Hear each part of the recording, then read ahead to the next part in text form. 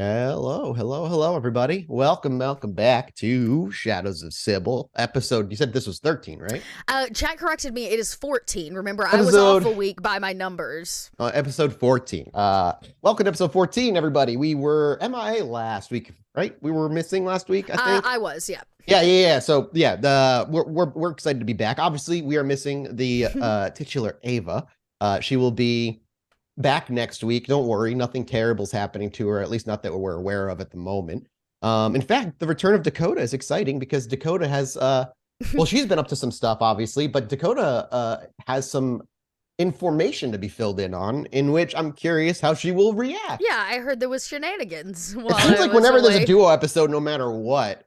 Well, no, as long as Ava is involved, there is always today's trouble. Gonna be a duo. Don't count us short. That's yet, true. Mathis. That's true. But if we can get through this one without crazy shenanigans, there is a common through line through all the shenanigans, and it is always Ava. So that's true. Yeah, think about it. It used to be a girls' night thing, but it's not anymore. Not after last time. Oh, no. Yeah. Oh, that makes me nervous. Well, yeah, Ava had a whole solo issue of her own. You'll hear all about it soon Okay, enough. well, all right. I'm buckled in.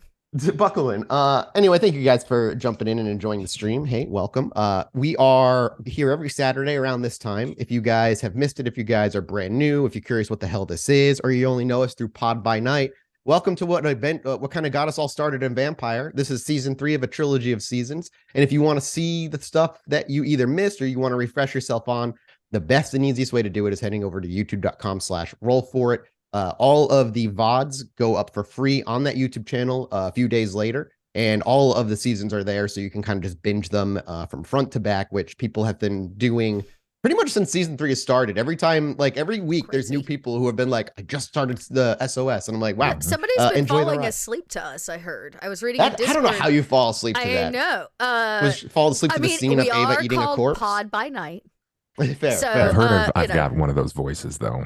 That's you do. I want to think maybe they were listening to the other show, but I think I made a joke about Duke talking you to sleep. Like, is that the voice you want to hear when you fall asleep at night? No, no, you do not want to hear that voice. Oh, no, you don't. You don't. But if you guys are like eager to jump in and you missed the VOD or you get halfway through, if you just sub to the Twitch channel, you'll get access to the VODs as soon as this is all over. Yep.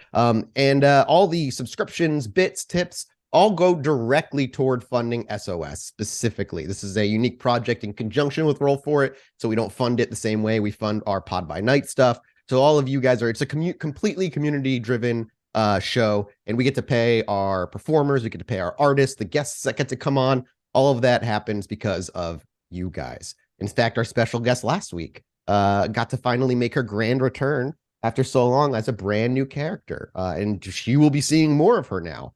Soon enough. Can't believe I missed Maggie. Don't worry. Anytime Maggie has a character on this show, Dakota despises them. This character is a reimagining of her very first VTM character from about 5 years ago from a mini campaign we did that never even finished. We did like 7 episodes. It was my first time ever truly DMing VTM, and we were doing the Requiem. And it's a spin on that character. Wow. Much darker than that character though, and a lot older.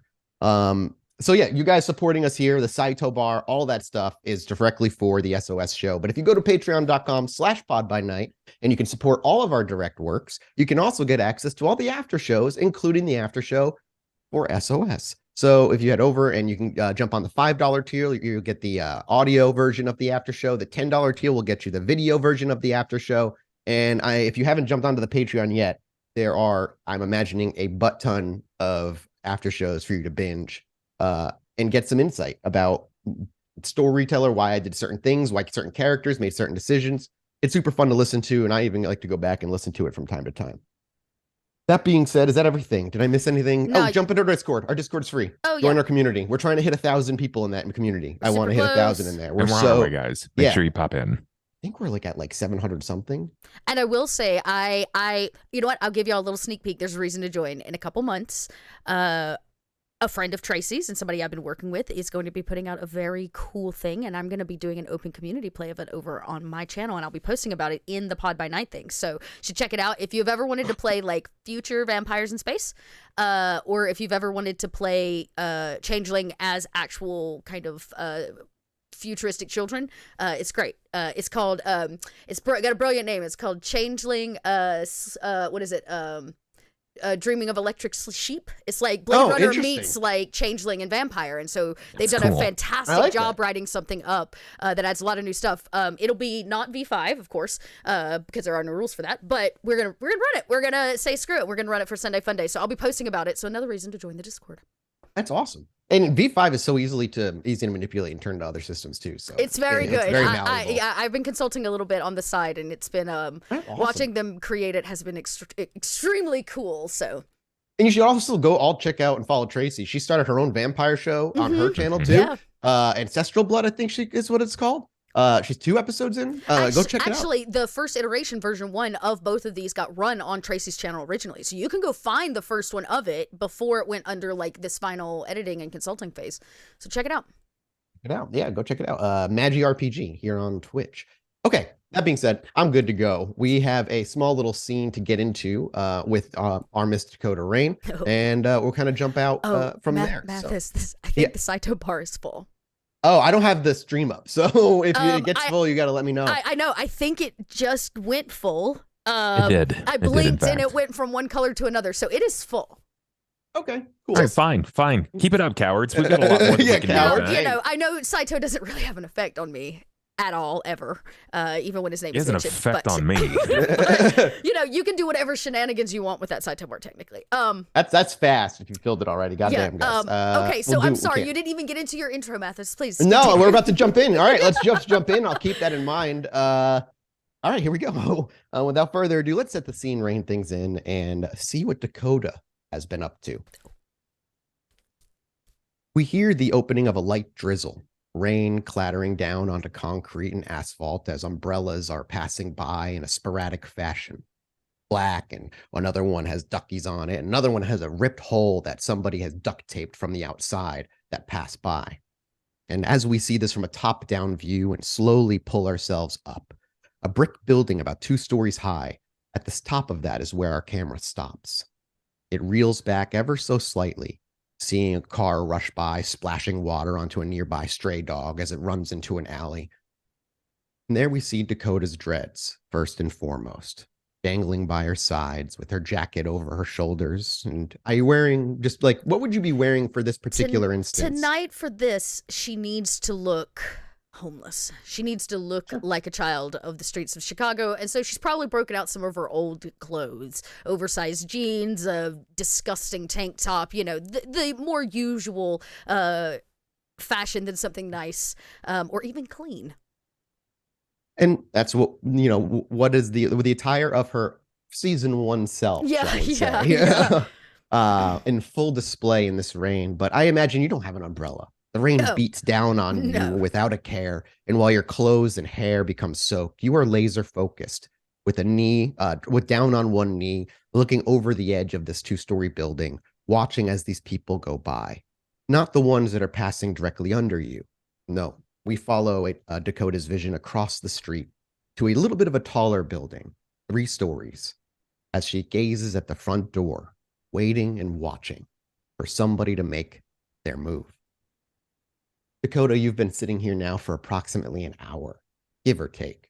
You haven't been keeping too close a track of time. You just know it's still rather early in the night. And eventually, your patience pays off. The front door pops open, and 2 kids, somewhere around the ages of 11 to 13, run out, splash down the stairs, and sprint for the nearest cover of the general store's overhang.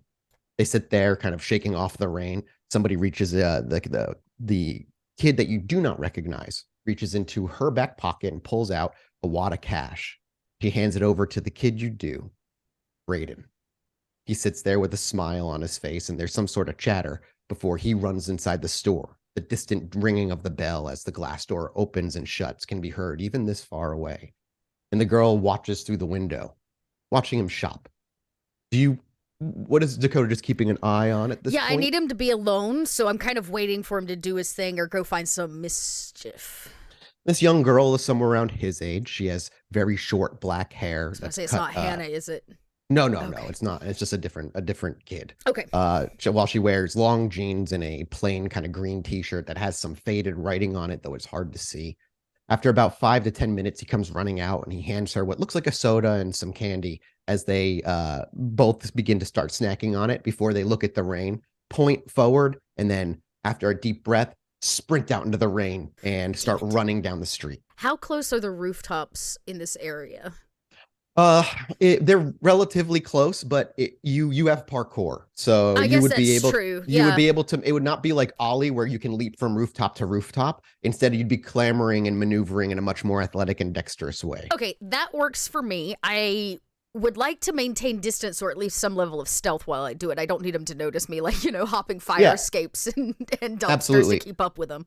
Yeah, so first and foremost, I want you to roll me, let me open up a character sheet here so I can just kind of follow along. I'll open Haley's. Okay, hello, Haley. You're my tool for today.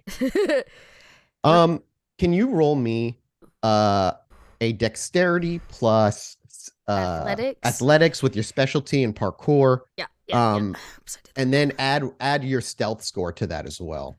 Oh, okay, so it's kind of a kind of like a 3 mix, because you only have 1 dot. I mean, how many dots in stealth do you have, rather? It might actually be a few. All right, no, I'll have that as 2 separate rolls. Give me dexterity athletics with parkour specialty, and then I'm gonna have you give me a dexterity stealth. Okay, so I was seeing if I could simplify it and maybe combine it, but it just doesn't. I mean, it's technically the same roll because you're actually buffing your stealth by making do all that. Okay, yeah, perfect. Let's see. Okay, here's the first one with the modifier of the 1. A messy critical. Okay, that's just your regular. Yep, that's your specialty edition. Start, everybody. And then I'll roll us a stealth dex with no modifier, a 4. Okay, fantastic. Excuse me. So the last thing you're gonna make me 3 rolls because I'm gonna need a wits awareness as you're also trying to keep watch on them as you are chasing them. I'm moving. Yep. I will probably... and I'm gonna give you a minus whatever you roll, -1 success from that. Right. Because you're moving and also trying to stay quiet, so there's a lot going on. Yep. My Eyes of the Beast won't help here, will they? Can you read the description of Eyes of the Beast for me again? Sure, I know they make your eyes glow, but I just want to know what exactly they do. Let's see. I'll pull it up for everybody. Let's see if I can do this. Eyes of the Beast, Protean. It's a free, no roll is required. While active, the user ignores any sight penalties imposed by darkness, including supernatural. While it's not darkness. It's not darkness. Human appearance, size compulsion. Yeah, so it's just not. It's not peering into darkness. Yeah. All right, well, that's good to know for another time. It's not like we are constantly dealing with darkness. So. No, that'll be good for... Yeah. I'll do that for another time. Okay, wits, awareness. And whatever you roll, and then minus a success from it. Can I just do a modifier? Yeah, do a flat roll. No, because the way penalties work in V5 technically is you roll first, and then you subtract a success off of what you roll. Damn. Okay.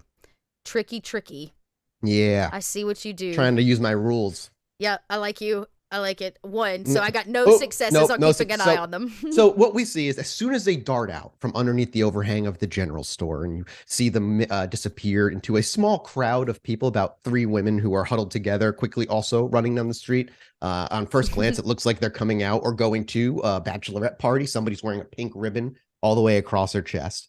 But we hear the scrape of your boots up against the concrete of the top of this building as you quickly shift to your left. 3 very quick steps to the ledge, launching you off to the nearest building that sits 4 stories tall.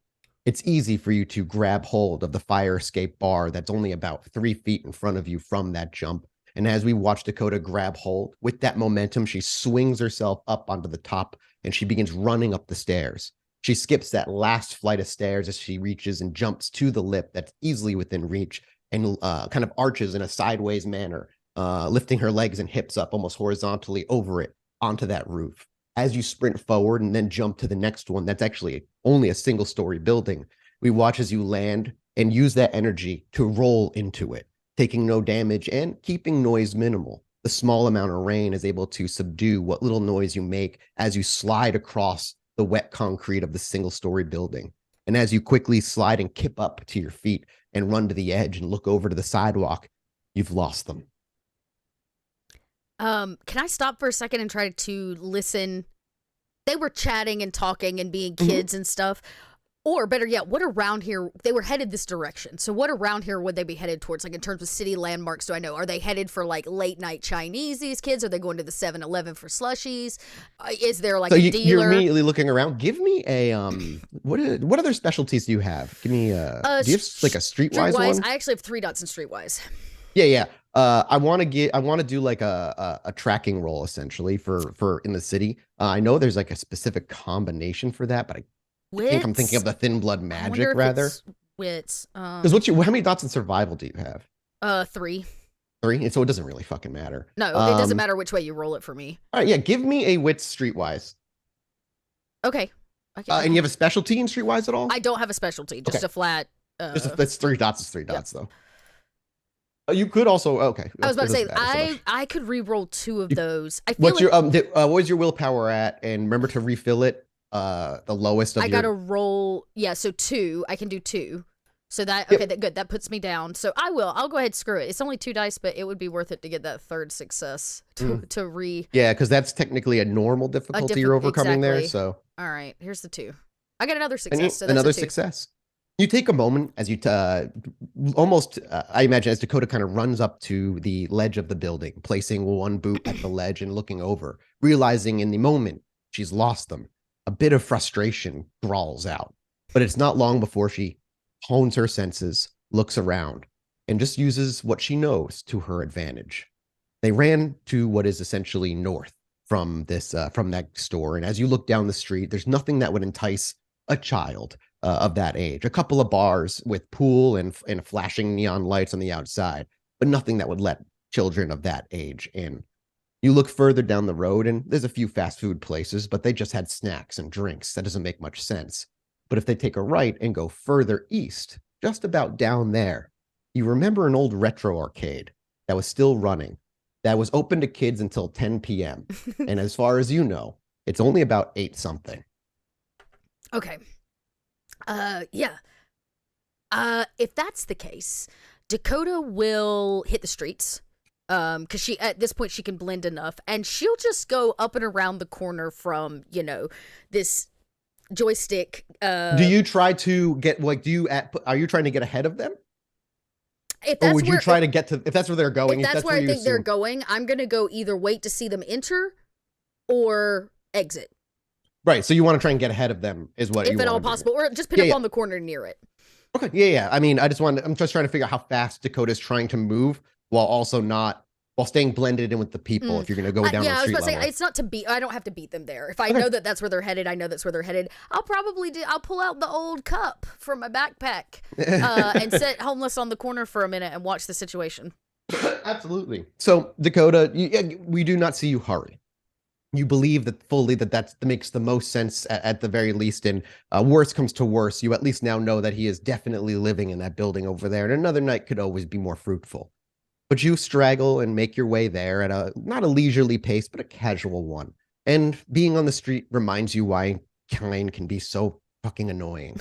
Just because of the way you're dressed and what you carry, the eyes you get, the looks you get, and even the pity an older woman tries to give you, even though so briefly, by shoving not only money in your cup as you were walking, but also a pamphlet for the nearest church, an evangelical born-again Christian church. That's what I need. Faith. And it's just... the attention you get it's not a ton, not a lot of people are paying attention to you. That's kind of the point. The side eye and the people avoiding you, it just reeks of shit that's beneath you by now. But there is the arcade, not too far out, with just a picture of a NES controller on the outside, not even neon, but like that printed out white sign with just fluorescent lights behind it, lighting it. It's been there for so long that the writing is also so faded that you can barely make out what this place is. And as you arrive, they're likely on the inside already. And there's a sign that says 10 p.m. to midnight is adults only. So booze is served and so on. Right. So does Dakota wait on the outside as she walks up to this place? No, I'm gonna post where I can keep an eye on the door because they'll leave. Absolutely. Across the street or on the same side? Probably across the street, edge of an alleyway, something with a dark, shady side where they wouldn't even see me.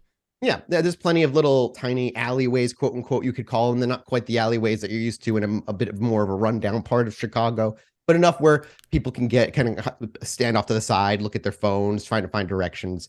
And that's where Dakota sits, plops down with her backpack next to her, sliding a cup in front of her, and assuming a particular beggar's stance that she hasn't had to use in quite some time.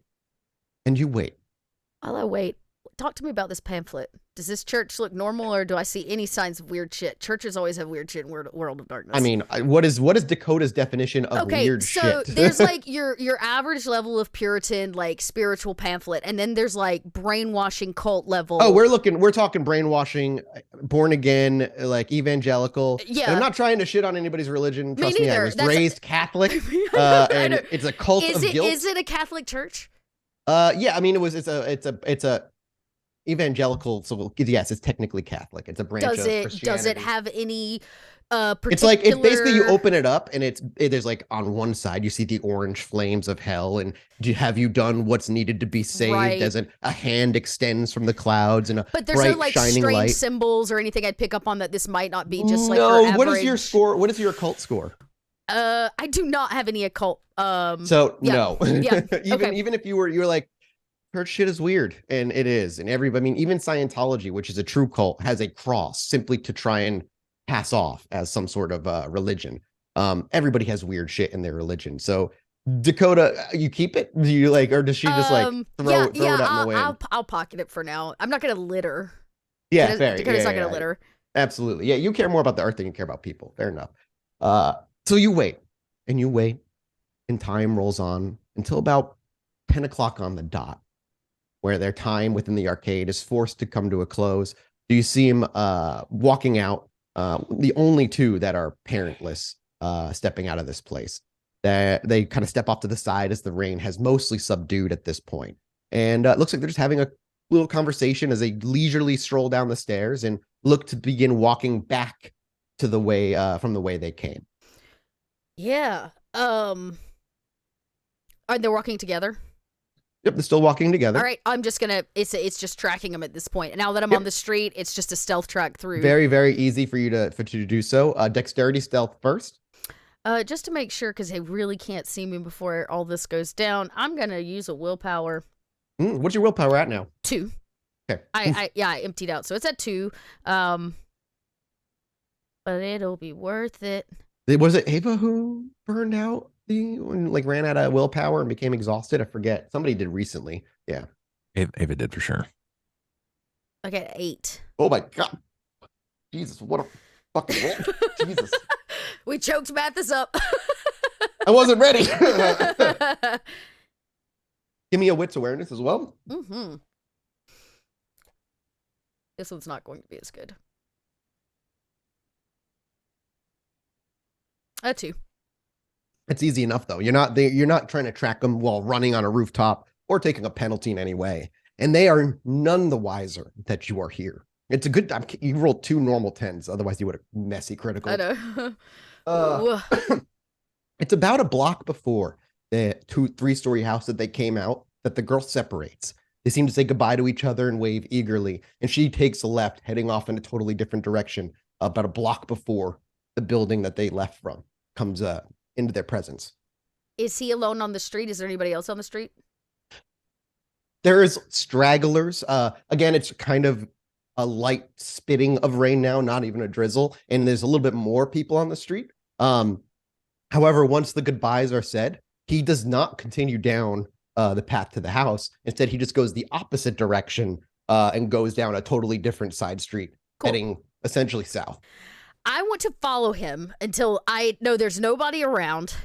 And I'd like to walk up from behind him and snatch him. Basically, hand over mouth, other hand over the eyes. I just need this kid to, get him off the street. After I'll say about 10 minutes of walking, he does take what you assume is maybe a shortcut for him, as he quickly hops over a chain link fence and begins to not run, but hurriedly walk or even maybe jog down a nearby. It's between 2 buildings. I dare not call it an alley. It's much too small. Mm-hmm. But it's like between 2 buildings that are not residential necessarily, but they are in use for offices or something. It's in this moment that he is alone. And you are welcome to make, I'm not even gonna, you don't have to roll stealth dexterity again with that roll. It carries over. Cool. But you will need to make me a strength brawl if you're just trying to scoop this kid. Since I'm grabbing him, is it considered grappling? Yep. Oh yeah. Great. You have a specialty in that, right? I do. Yeah. He gets a 1d10 to resist. I'm so sorry, kid. Oh, that was a bad Wow. roll for me.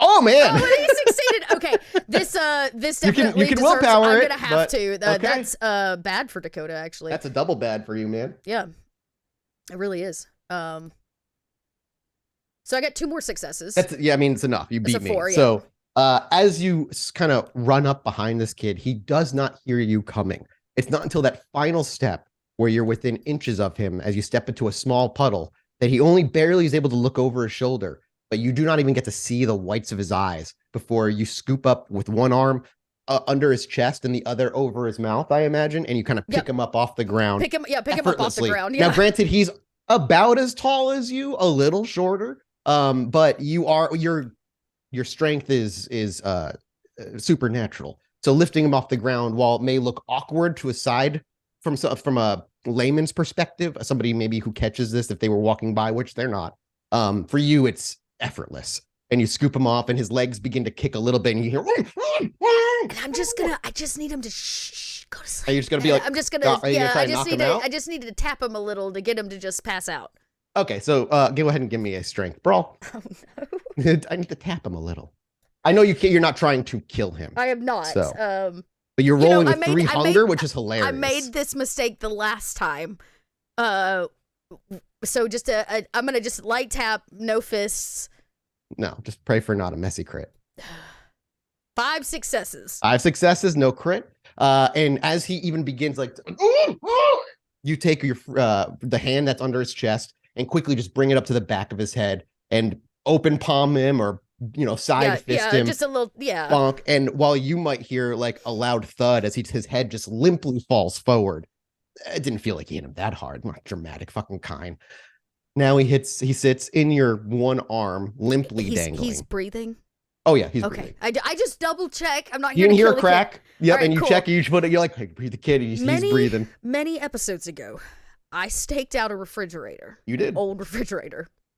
I would like to use my bandana and tie his mouth just in case he wakes up. Sure. Anything I've got on me, shoestrings, Sure. screw it. His feet too, just because I don't need him like escaping. And I want to take the most out of the way path, the one where nobody's gonna see me carrying a kid to get him into this refrigerator. That would be yeah. Sewers if you wanted to get out of the way, but you hell run the yeah. risk of being seen by little informants of other types. Dakota would understand that. Okay. I let out a little whistle. She's never far. I let out a whistle for Princess Bella. Mm-hmm. To see if she's usually nearby. So hopefully It doesn't take long, a few minutes. Okay. Great, perfect. I'm binding him up when she comes kind of around the corner. I'll just let her come with us down into the sewers so, she can fend off any rats that might be in our business. Absolutely. It would definitely help. There's a nearby manhole that's not hard to come across where I won't make you make a stealth roll to quickly slip under. And as we hear the splash of you hitting the sewer waters, that's when our camera cuts to the sewers. And you begin your journey in the direction that you know to be the refrigerator. Go ahead and make me I'm going to go ahead and say for this, it's less Dex stealth and more, I'm going to say Dex survival. Survival, okay. As there's not a lot of places you can hide in the sewers. Right. You can't really stealthily move around unless you go invisible, which you are unable to do. Bad roll for me. And you don't really have the willpower to re-roll it. I'm not gonna I am re-roll going it. to go ahead and roll something for little Princess Bella here to add to that. See what she can get. Look, if I'm seen, I'm seen. She adds 2 more to your roll. So we'll say it's a total Okay. of 3 that you're using. And occasionally through this walk, Bella bounds off. Sometimes she clambers up in one of those tiny little water pipes that only she could fit through. And even then, sometimes it's a tight squeeze. But we'll say about 65% of the time, she comes back with a little rodent in her mouth or a tiny garter snake that was sliding around or some other small animal that she's able to overpower relatively easily and bring back. However, many of these were or are part of a Nosferatu's eyes and ears, there's no way to know. It's impossible. Sure. But better safe than Then sorry. sorry. Yep. Eventually, our camera cuts again, this time to above ground as the manhole slides open. A limp body of a young boy plopped onto the asphalt, followed by the definitive claw-like hands of Dakota as she pulls herself up from the hole. Bella climbs out and trills as she quickly jumps up to onto your shoulder. Then you slide the manhole cover back over. Just one street over is where the refrigerator is. And to get there, I won't have you make a deck stealth. You're fine. The refrigerator hasn't moved. The hinges are still loose and still seems as abandoned as it was before, though there might be a few more empty beer bottles in it now. Yeah, surprise. I'll quickly clear out the beer bottles, rake it clean, pull any disgusting shelving that's out, and I will kind of prop the kid in there. I'm going to remove his mouth gag because part of this is like I need him to be able to scream.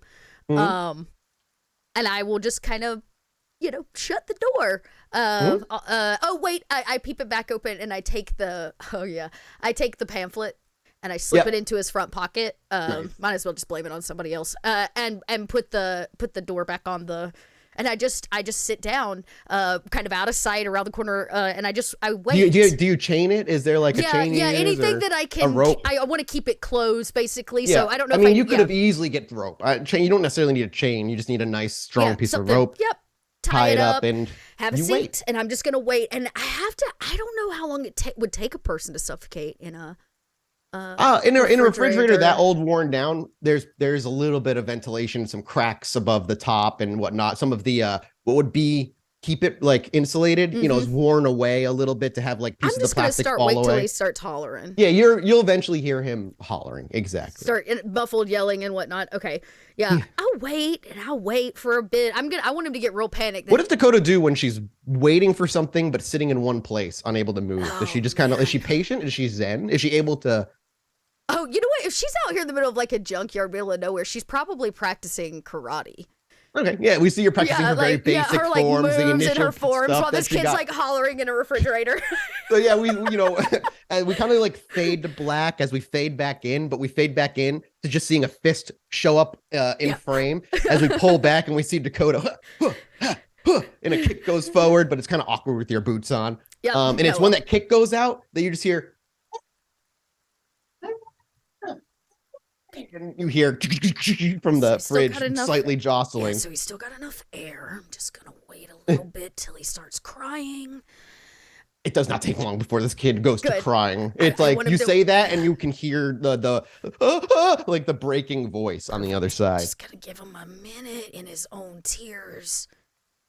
All right, I guess that's long enough. And I'll give up on it and I'll kind of come and I'll knock on it and I'm like, hello, is somebody in there? Help, please, somebody help me. Let me out. I got kidnapped. I don't know what happened. Oh my gosh. Okay, just hang on 1 second, kid. I got you. And I'll kind of take the rope off. Yeah.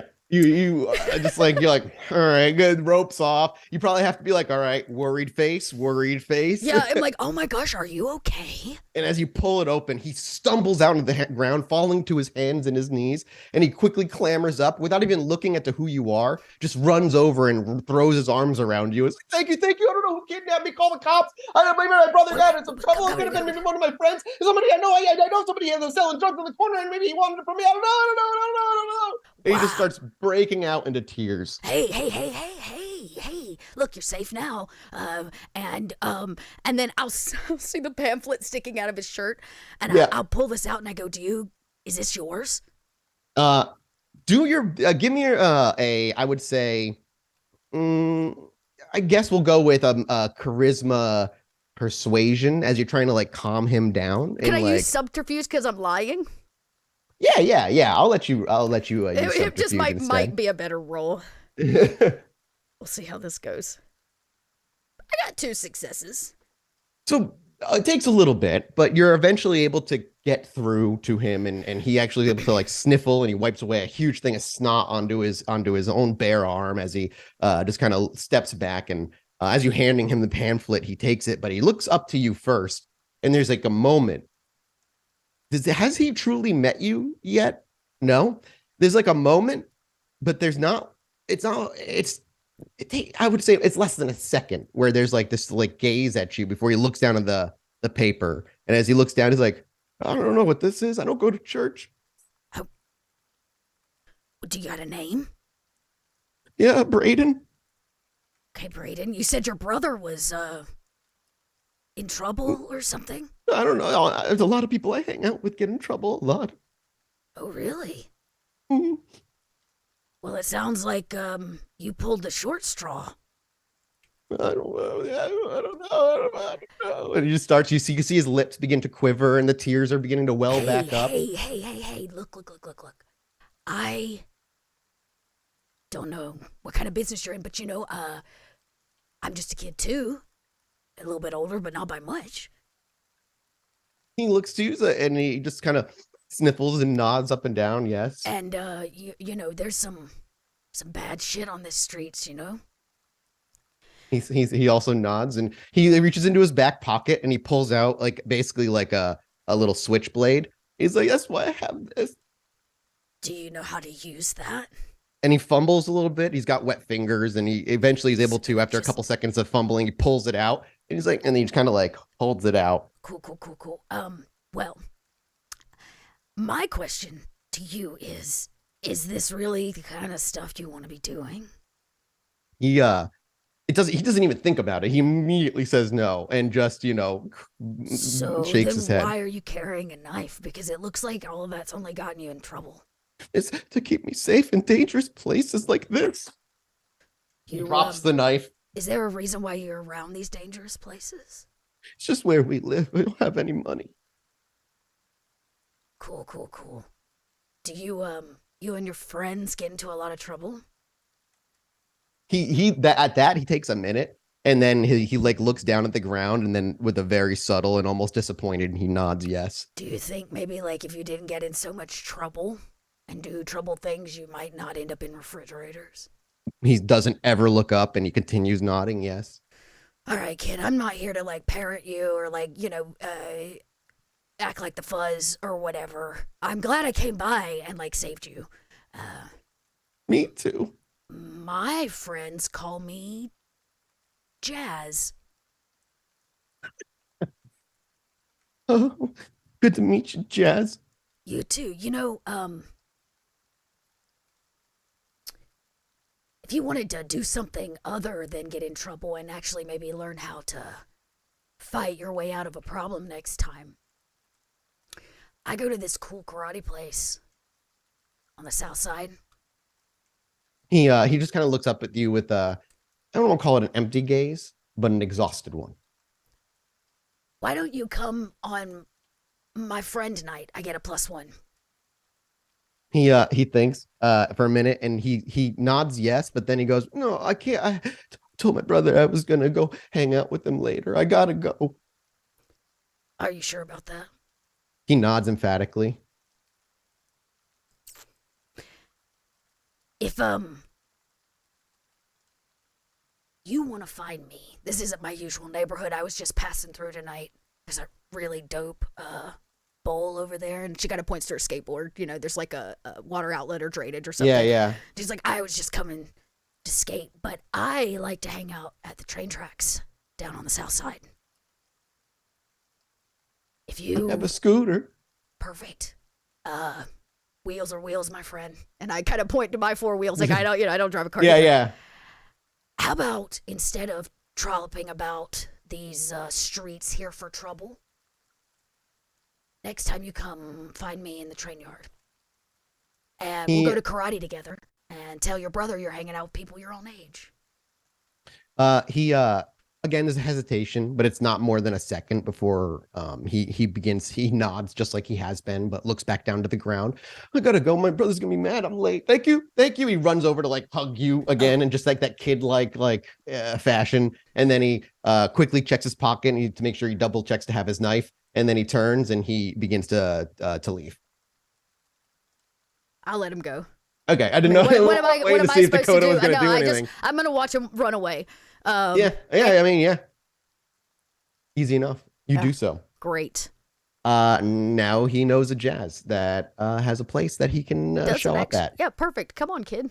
Yeah. This will be I fun. imagine after a job well done and a night well spent, to the bar is where you usually go to relax. It's been we'll say this particular night. This took your entire night. We'll move forward. Sure. A single night.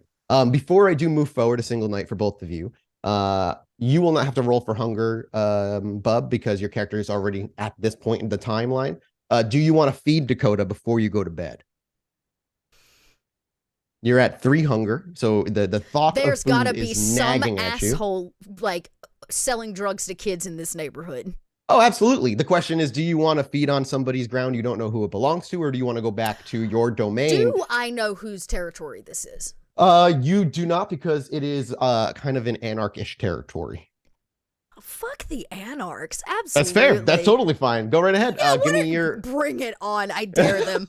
Yeah, no, I'll feed on some jerk who's, trying to feed kids, drugs or something. You don't find somebody trying to feed kids drugs, but you do find somebody willing to buy kids some booze. Okay, perfect. Yeah. He's enough of an asshole. That's enough for me. And that's why I figure. Yeah, it's fine. What is your roll? Is it a strength brawl roll? It's just a strength brawl, yeah. Yeah, give me that roll. All right, let's hope it goes better than the last strength brawl. That was a 5. Oh yeah, beautiful. Not Bessie crit either. You could take again if you take 2. Are you just feeding on him in a nearby alleyway? Yeah, I imagine really if close? he was buying booze, I'd catch him on his way out of the liquor store after he passes off to the kids or something. So if you drink 2, he's alive, but he's like hard to tell that he's alive. If you drink 1, he'll be like blackout drunk. How far do you what do you want to bring him to? I'm gonna take 2 dots from him, okay, and then so I'll you leave leave him him in an alley, next to his slumped over. shitty car or whatever. Yeah, absolutely. Totally fine. So feed down to 1 and then make me a rouse check as we move into the next evening. Oh, and just in case the cops roll in, I'm going to leave an empty bottle in his hands. Oh, absolutely. I mean, it's unlikely the cops will be here anytime soon because they don't care enough. 2 willpower back and then a rouse. Okay. Okay, I succeeded. Beautiful. You do not get any hungrier. At this point, we'll say our vision or our scene will pick up the next evening within the Lights Out pub. We see Ollie first coming up from the basement and getting things in his usual routine that we've seen time and time again, getting the place ready to open up. Ava had already let you know before she separated from the night before that she had an impromptu gathering with Nero tonight that she'd like to attend. And so business is business, and sometimes duty calls, so to speak. Mm-hmm. But early in the evening, as the place just opens and the very first customers come in, Dakota makes her way in through to the Lights Out pub. The question is, are you coming in through the back or the front? Because you can either get greeted by Grant or by a stranger.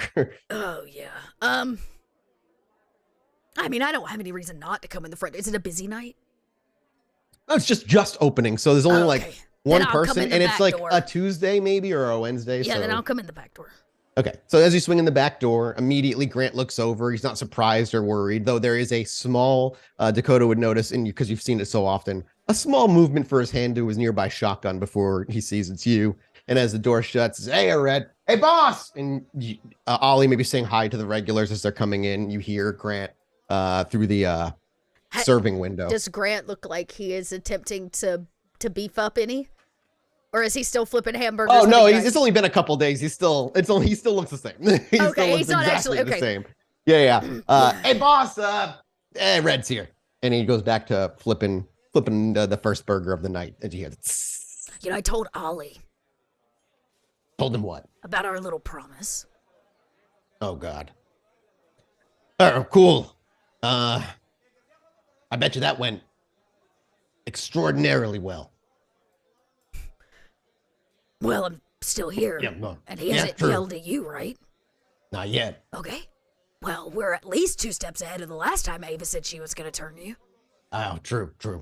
I have so many thoughts. And then we'll say that's when Ollie kind of makes his way through the kitchen doors. It swings open, and Dakota stands there. A night after a rather interesting one for both of you, actually. So, what's going on, kid? You look pretty pleased with yourself. Oh, just doing good out there on the streets of Chicago. Really warms the heart. Yeah, actually, reminds me, you're not being such a bitch this time. Oh, excuse me. I can change that if you'd like. No, it's just you. It was out of the ordinary for you. Oh, well, don't let me surprise you. Shit. I'll just... Can't be nice around here, get nagged. Can't be a bitch, get nagged. Well, I'm sorry. Let's keep a positive attitude. You know, it ain't gonna hurt you. You're full of that, Grant. And what can I say? I'm a bubbling personality. Ava When the rubbed back off door on me. opens, you reach for a shotgun. Safety first. You guys do Anyway. this a lot when I'm not around. Yes, Just all curious. the fucking time. She was so mad last time. You know, if he'd just do what I told him, which is go downstairs and throw a few decent swings at a fucking punching bag, he'd feel a lot better and he'd stop taking it out on me. This is what they call projecting, Grant. Projecting. Maybe I'm flirting with you, Brad. Huh? How about that? Please, you don't flirt with anything that doesn't have a slit in their dress. Fair point. Hi, Ollie. Order up. And he shoves a burger up into the window. I don't mean to step in between a lover's quarrel or anything. Oh, yes. I don't want to be your Eskimo Grant, brother. I'm good. everything that I need in life. Just so much man. All right. Well, are we good? Is there something? I don't know. I don't know. I was looking this, for to be something honest. fun to do tonight, not to, be harassed by the I sun. wasn't Okay. trying to harass you. I Yeah, was just saying yeah. the last time we got together, we had an argument. You were really bitchy, and Yeah. you're not so bitchy this And time. I never got my chicken nuggies. That's not my fault. I didn't. You were supposed to make the chicken nuggies. It is absolutely your fault. You're not a paying customer. I could be. When If you you are, were I'll get you your nicer. nugs. Well, The service here, Ollie. Is there somebody I could speak to? Management. God damn it. Yeah, me. I'm the manager. No wonder. Yeah. How can I field your question? I'm the proprietor of this establishment. I'd like to fill out a what are those things called? A survey about Okay. my experience in your restaurant. All right. You have a traditional formal complaint, something you might like to get off Yeah. your chest. Service shit. Staff shit. Attitudes shit. Well, we had help, but they got a little spooked by some of our regulars. So it's something we're working on. But for now, we have to deal with our rat king here, Grant. He smiles with his Rat semi-toothless smile. Is that what we're calling you now? I'm not calling I'll you take that. it. Why can't I call you Grant? You can call me Grant. I didn't say you couldn't call me Grant. Why the Rat King? This is new to me too. I'm kind of like. Why the Rat King? Now look at Ollie. Well, I mean, does he look really put together? If Ava turns me, I I will. mean, he's one of the only people I've ever known that can pull off an apron. Oh boy. All right. What's Can happening? we- I'm very can we have confused. I'm so fun? sorry I got don't- involved in this I conversation. don't know. I just feel like I stepped in between something did I like make it's not everybody finished or uncomfortable? finalized. You guys have just been so busy the past couple nights. I've missed you. Have you? You got a weird way of showing it, Don't man. get Like most weird. people, like they hug or they. Oh Yeah, yeah, they- you know me, boss. I'm a hugger. All right, bring it in, big guy. Come on.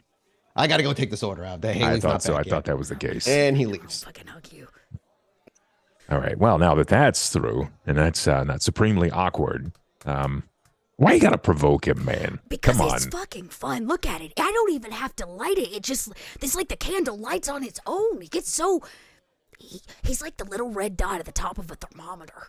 He's got serious Napoleon syndrome. Look at who he's surrounded himself by.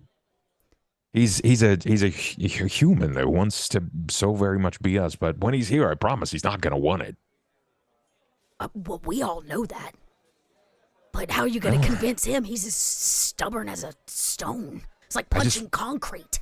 I don't mind him talking the way that he talks around you and Ava because clearly we got some bizarre kinship going on. But if Jackson strolls through, I just don't. I don't need him I swear to God. foaming at the mouth like he I does to will like cook his Jackson. tongue up like a burger and feed it to him if he offends Jackson. I know. I And we'll know. all be the better for it because you know what? I might get my chicken nuggies. I'll make sure to order some so that you can get those through. I hope you brought an appetite because I get them by the pallet. People don't order chicken nuggies. No, generally don't. They come here for burgers and a beer. Have you had the burgers there? Nah, Do you like burgers? I probably won't even eat the chicken nuggies. I just want to make Grant cook them. Oh, all right. Well, okay. All right. I mean, hey, if you're paying, I don't care. I won't tip if he's an asshole. Always tip your I server. know that. I definitely will, but I don't want him to know that. I need I him to gotcha, I think that if gotcha. he's nicer, I might leave a bigger tip. He does that shit with Ava. Yeah, he's not looking for the kind of tip that she's leaving. Yeah, well, she doesn't leave big tips anyways. Don't let her lie to you. I kind of figured. By the way, you've been kind of MIA recently. What's going on? What's keeping you busy? School. School. Go ahead and So much school. manipulation subterfuge roll, please, followed by a wits school. insight. If you actually are trying to lie and get away with I it. You're definitely not. too. I've been at school. Lots of homework. You know, Croesus is kind of a hard ass. I got all successes. I got 6 successes. That's not. I rolled all successes. School. I had a big paper. I wrote a lot of words. You know, pages. Oh God, that was perfect. A lot of pages. Yeah. Philosophy. Look, you know, and all that. I'm the king of bullshit, right? That was Grant. No, he's learning from me at this point. You don't tell me that's cool. That's cool. You ain't gotta lie. You know, sometimes there are just some things that you may not want to know. All right, keep your secrets. Keep your secrets. Okay, I It'll locked a come out kid in a eventually. refrigerator to manipulate him into talking to me. It worked. And he didn't die. And nobody saw. I did also offer karate classes because really that kid just needs to get away from his shitty ass brother, but you know, one step at a time. Hold on, I'm processing that. You asked, I told you. You know, you had to put me on this whole guilt trip about lying, so I told the truth. That's what I did. I locked a kid in a refrigerator to manipulate him into trusting me. But he didn't die. No, of course not. I don't kill kids. Did you That's hurt him? Stick. Keep talking. I'll be back in like 2 seconds. Did you hurt him? I mean, he might have a bump on his noggin from where I conked him one, but I didn't torture him. I mean, kids fall. It happens. Yep. No, he's definitely going to tell his brother he was kidnapped by another street gang, which is fine. That's kind of the goal. I was really hoping he'd think it was the church down the street. All right, can you at least explain your motive? Like, why'd you kidnap a kid? Oh, this is the one who's been taking Hannah out of the house late at night, sneaking her out and busting car windows and stuff. So I thought I could kill him, or I could, force him into just better choices. Right. You know they have an after-school program for that. Yeah, it's called going to karate. Oh, I was thinking of Dare, but that too. I guess if you Dare? It's a weird after-school program. The fuck is Dare? Oh God. Do they not have Dare anymore? Not in the World of Darkness lands. Oh no. Do we? I mean, is that is that the game where you only get to pick Dare? No. It's just. He's gonna be okay, right? Possibly. His brother might get upset. He seemed really concerned about him being late for his brother. I have an itch. Okay, well, kids are gonna do kid things, right? They say the boys will be boys, but that's really just like kids. Well, I told him he could kids. come find me in the train yard. Oh, all right. Look, I can't force Hannah, to not hang out with the kid, but I can sure manipulate this kid into hanging out with Hannah in a better situation. You kidnapped a kid, and then you told him he could come hang out with you. I did. He trusted me. Oh, this is wild. All right. So he doesn't know that you kidnapped him then? Oh, no. He definitely thinks it was like street gangs revenge on his brother bullshit. It's actually kind of smart, if you ask me. Right. Look, just don't go full dark side and bring out the Ava in you and just start killing kids. I actually don't want to kill him. For whatever reason, Hannah likes him, and therefore I must also like him. But I don't have to like that they go bust up fucking car windows. I don't need Hannah locked in some jail cell on, I just need him to make better choices if he's going to be around Hannah. So I'm just... Look, I get that you want to be protective, but you gotta be okay with letting him make some mistakes. I busted a couple of windows. I sat a couple of nights in jail. It's good for you. Yeah, it really but you humbles also you. weren't a lupine kid on the verge of puberty. All she needs is one bad night in a cell and a full moon and unexpected, and that's it. That's all it is for Hannah. You're right. I wasn't a lupine. So I'm just But- saying, I just need Hannah to make better choices. Or for her and some kid to be busting windows and she rips his throat out because he upsets her. I wasn't exactly a lupine, but I was being prospected by the NVA, the National Vampire Association. A couple of different sports teams were looking to pick me up. I was being watched for a while. Okay, I'm not sure if that's your sarcasm. I can't really tell under the mask. There's no sarcasm. Okay, that you're for real. Congratulations. I wish. Just need that. If she's going to hang around Brayden, he can't be leading her into trouble. More importantly, I have an itch that his older brother is the same orphan that showed up. The one that accused Ava of burning down the orphanage all those years ago.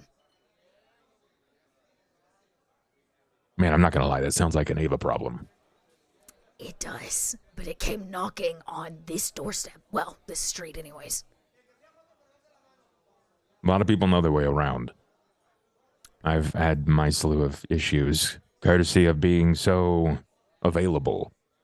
Well, since Brayden is cute and charming, and has looped Hannah into whatever shenanigans he's up to, it's not my problem.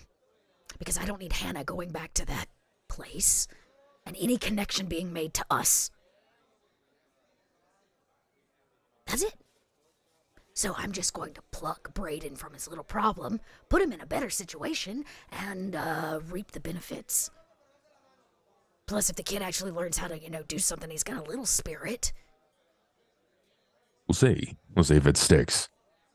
Yeah, Let's hope. Maybe it clears them up. Usually it's a catalyst, it's a flashpoint. You got to have something that really pops off and humbles them. Plus, the moment he can fight for himself, he'll tell his brother to fuck off.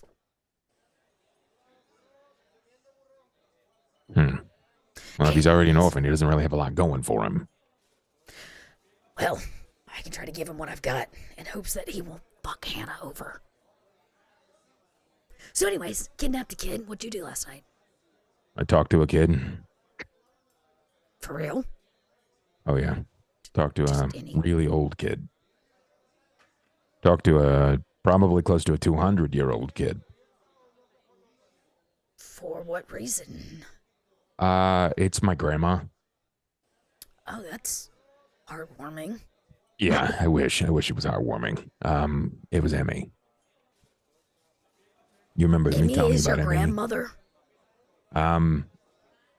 Emmy Depends on had your Gould, my mom. Well, that's weird. Yeah, and well, Rudy Gould, my dad, and they fell in love when they weren't supposed to, which resulted in me. Right, yeah, we went through that. Okay. Yeah. Yeah. Well, Emmy set out a personal call. She sent one of her goons here to ask for a private meeting. Okay. She Ava must and have I- something important to say then. She had a Well, lot. you gotta tell her how the invite happened. She had a lot to say. It was the weirdest thing, right? Like it really sets into perspective how much of a kid she actually is. You ever in school? Do you remember the old the paper fortune teller things, cootie catchers? Yeah, the cootie catcher. Yeah, duh. Yeah. Guy about my size, at about 100 pounds, showed up. Just a real series of meat. And he said he had a personal message. I had to choose a place, a color, a number. And it was a cootie catcher that had the address of a park. Cute. Yeah. There were flowers and sparklies, and there was even a sun on it. So I hate it. I did too. I Okay. kept it. For reasons, I kept it. But we went to the park. Ava decided to tag along. And She does that. there we met Emmy. I'm not going to lie, it freaked Ava out. It was a lot. You should have seen her. It was like deer in the headlights the whole time. What's so special about Emmy? Emmy's a kid. Okay, join the club. She's 8 years old. So she's a little immature. She's illegal in the eyes of the Camarilla. It's against their core tenet. It's honestly, it stretches beyond Camarilla. It's pretty much across all kindred law. Why now? Why is she making herself known now? She wants to come back. Come back to what? She wants back on the Ventru board. I'm not telling Jackson. Yeah, she wants to talk to Jackson. Okay, look, the last time I had to tell Jackson some shit, he basically told me I've got to take Ava's head. So, there's only so many, risk I can take with him. I wanted to hedge my bets. All right. I don't mind going to talk to him. He and I have some existing relationship.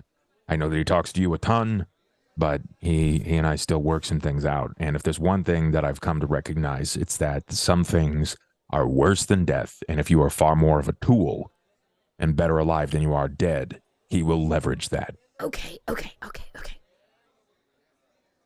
What did she get kicked off the board for the first time? Hold yourself on this one. Oh, God. She tried to assassinate that big bastard Ballard. So why don't we just snatch her up and hand her over to Ballard for some goodwill? Because it's too easy. It's too easy. And Ballard and I are already working together. I have nothing to gain from handing him over. Well, we have something to gain with Jackson. We could give her to Jackson to give to Ballard. Here's my thought.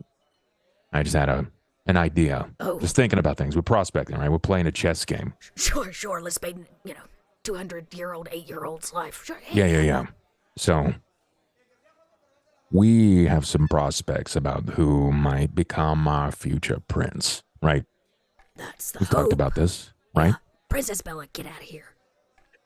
She just hops up on your shoulder and starts like trilling against it and like booping your chin.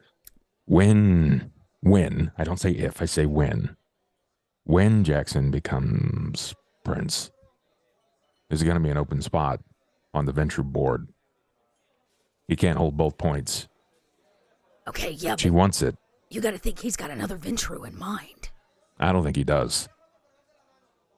I think that he is slow rolling his way to the top. And while he's thought about some stuff, Eternal Night's probably taking a whole point in his brain. At least I know it would with me. I'm playing my part. I'm doing my part. And he's trying to scale. He wants to move up the echelon. Makes sense. I think it's valuable to put Emmy back in that spot. Okay, so again, what did she do to get kicked off the... So she tried to kill Ballard, and you think they're gonna just let her take it? Why wouldn't Ballard take the seat? Ballard's already on the board. Sovereign works directly for Ballard, and he's not on the board. They've got two others. I don't even know who they are. It's like a 3 or 4 man board. Okay. But if Emmy can kiss a lot of ass, Brown knows a way up, and provide that she is both sorry and willing to show that she has value and utility. The Ventru do is a Ventru do. Blue Bloods are meant to rule, even if it means they got to step on some heads, including their own. She said that she's got some promise, some stuff that she's accruing somewhere else, somewhere outside of the city, but never far. All right. Okay. I'll make you a deal. I'll take you to see Jackson so you can make this pitch for Emmy. But I want to talk to Snitch. Well, it's still early in the night. Let's get walking. Where are you? Well, where do you want to go first? Where you get walking to which direction? Where's the plan to move? I don't. Well, I wonder if she has any headway on where Jackson would be tonight. I'd have to put out a call for him. I don't know if there's like a regular way I make contact. There's like, you have a few ways you can reach out. You never use the same one twice in a row kind of thing.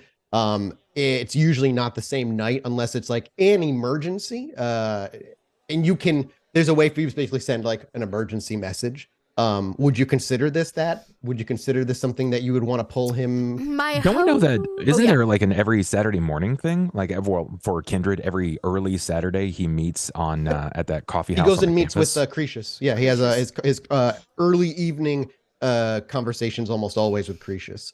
And while they've not been as common because he's working his way, through some stuff, it's still minimal weekly. Okay. So if you wanted to meet him there, yeah, you could plan ahead because it's like I said, it's like Wednesday. It's like, we'll just say you could get him on like Thursday or Friday morning or evening. Good ballpark it. Yeah. So if that's the case, are you looking to take her into the sewers? It'll probably be easier to find Snitch, right? Yeah, yeah. Well, you know where he I know was, where he's yeah. at. Okay. I know where he's been staying. How about this? I'll put. You know what? I know how to get to Jackson. The band, Damien's band, hangs out, right? And they have pretty direct contact. If we just swing by, There's a sheriff's office, quote unquote, where you know unquote, he's yeah. regular. Yeah, we can just swing in and I can say, hey, have him give me a ring. It's like, Sure. maybe we have like a Richter scale kind of thing of like how bad things get. This is up there, but not like emergency call me tonight. Yeah, that's fine. There's plenty of ways you can put in to be like, I'd like to schedule a meeting soon, and it'll happen over the next few days. If that's the case, though, and the immediacy of this night is going to be going down into the sewers and into, the labyrinth. Is that where we're definitive want to head? I'm following Ollie. Yeah. Okay. Yeah, we can make that happen. Is there anything you'd like to take care of then before you head down there? I'm all fed up, so I'm okay. You're good. I'm good. You're out. You're number one. I'll let Grant know that we're going to be out. Sure. We've got some running. He's probably pretty used to that by now. Yeah, and Ava has hired nameless goons to come fill in the roles of like, which you've noticed as time's gone on is like, you always have a new waiter, somebody new cleaning, and it's always some new fresh face. They only last a couple of days before they get rotated out. Yeah. So that's kind of who's filling in the roles. No one nearly as good or as personable as Haley was, but it does the job and it doesn't look like you're losing any profit or anything like that. So sure. So if that's the case, as we make our way down and we see the fingertips of Ollie just closing the lid of the manhole nearby, we'll take a quick break here and we'll pick up in the church. Ooh. Take a 5 or 10, go to the bathroom, get a new drink, whatever you got to do, everybody, and we'll be back. We've got a bit more to go through here.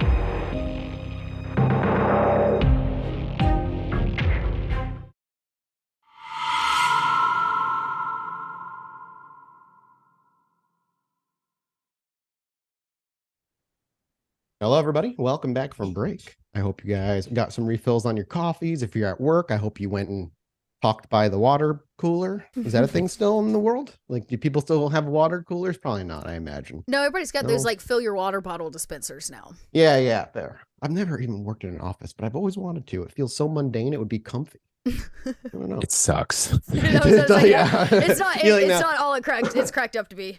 Would you rather be a server in a restaurant or working 9 to 5 in a cubicle? Oh, that's hard. I've only done the restaurant. I did 12 years of serving. Maybe that's why I crave the office. I did mostly retail, so that's that's a whole other hell. Fucking retail's awful. I don't know. That's a toughie. It's like the worst of both. I've worked in really great offices where it's like small companies and it's really chill and like it doesn't feel cubically. Like you can design your office and do your thing, and it's really dope. Yeah. And then you get your. But then the standards. cubicle life is I found it soul sucking.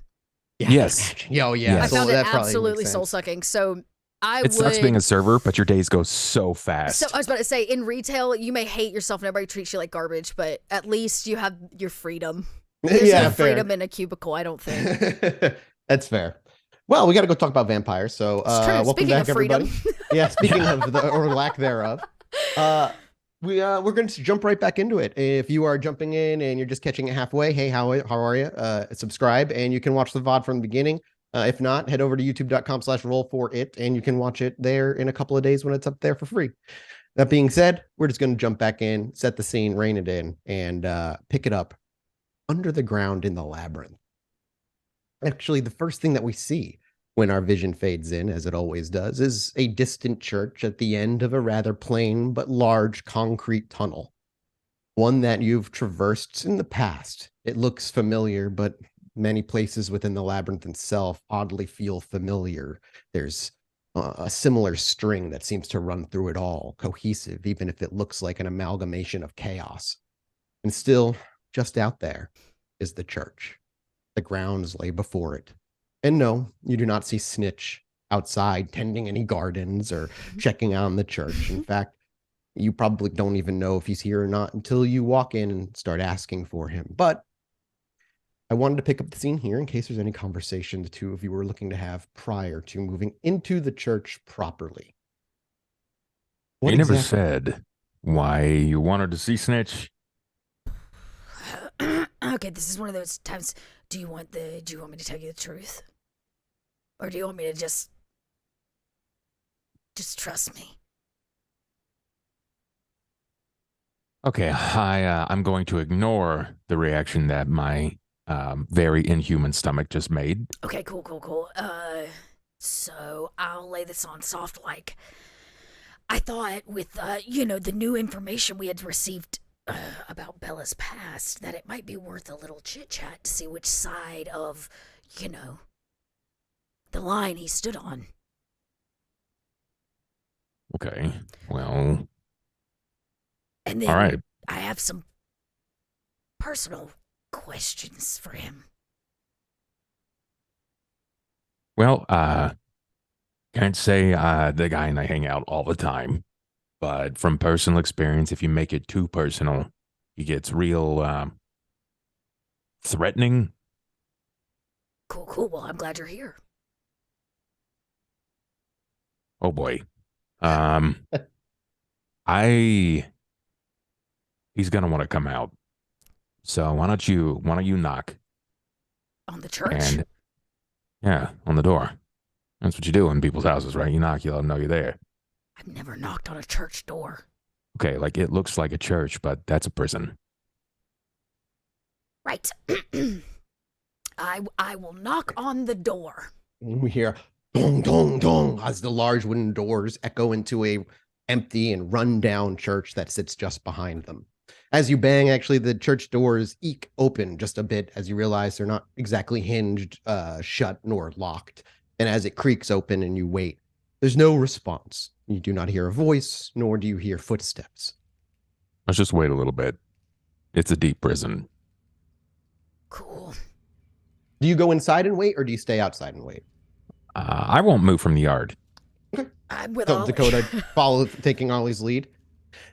About somewhere within a half an hour passes by before eventually behind you, off to your right-hand side, you hear a definitive footstep on the ground, no more than 5 feet to your rear. As you spin around and look, there stands, as expected, Snitch, hunched slightly with his bald head, his index fingers that look like bones, just taut with skin and nothing more, and his ragged, rundown clothing that he hasn't changed in God knows how long. Snitch, sorry for the impromptu meeting. He I told you I'd be steps back. forward. He steps forward a little bit and gazes to Dakota and then back to Ollie, though expressionless. He remains expressionless. He lets you continue speaking. Dakota here has said that she wanted to try to meet up with you if she could. And you know what it's like trying to put in some notes and get some calls over and finally make her way to it. I figured I'd take my chances. Didn't take me long to make it here. I'd knock and I'd wait. If you were here, cool. If not, we'll come back another time. He merely gestures with his hand to Dakota while looking at Ollie before, delayed, his head turns to look to Dakota. Okay, so this is kind of awkward. You and I don't really know each other very well, but we have a lot in common. Yeah, that's correct. So I thought, I'd reach out in the polite way and see if you and I couldn't take a second to get to know each other. I've never known a gangrel to care about personal relationships with one another. Have you ever met a gangrel like me?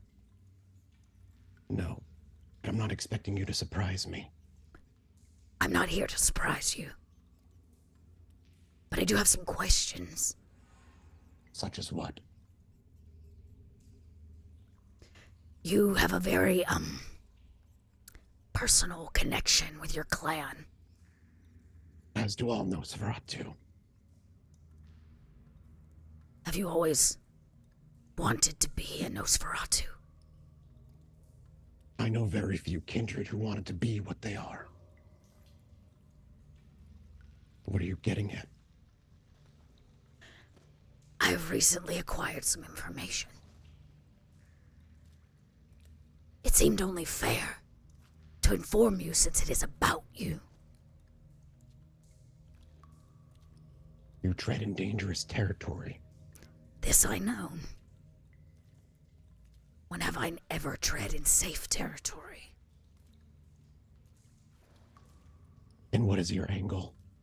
There isn't one. Why bring this information to me beyond the satisfaction?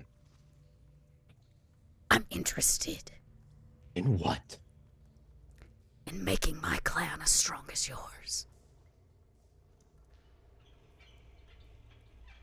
He doesn't scoff at that. He merely breaks his gaze and before looking back to you, dare I say you're already on the path. I do not know what I can bring more to you. But you know a little something special about the risk and what is necessary to do it. It's become clear to me that whatever happened in the past, the gangrel failed. We can't do it the same. And we're never going to be treated like businessmen. So I was looking for a little guidance in exchange for sharing with you what I learned.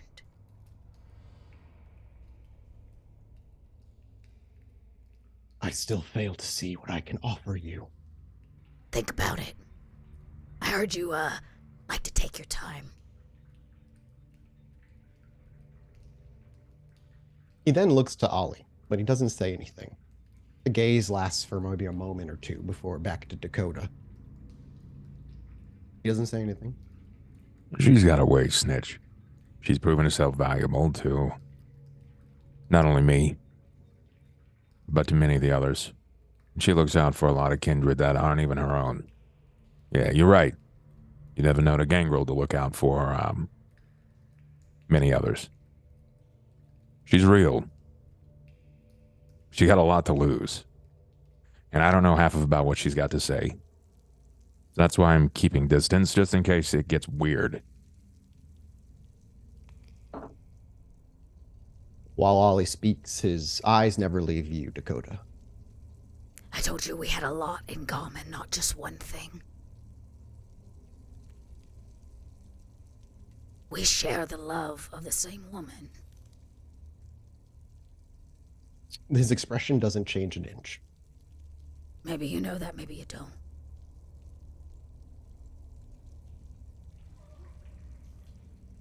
Elaborate, child. What if I told you you weren't supposed to be a Nosferatu? What would that change about my current situation and my present existence as one? It wouldn't. Information is just information. What you do with it is on you.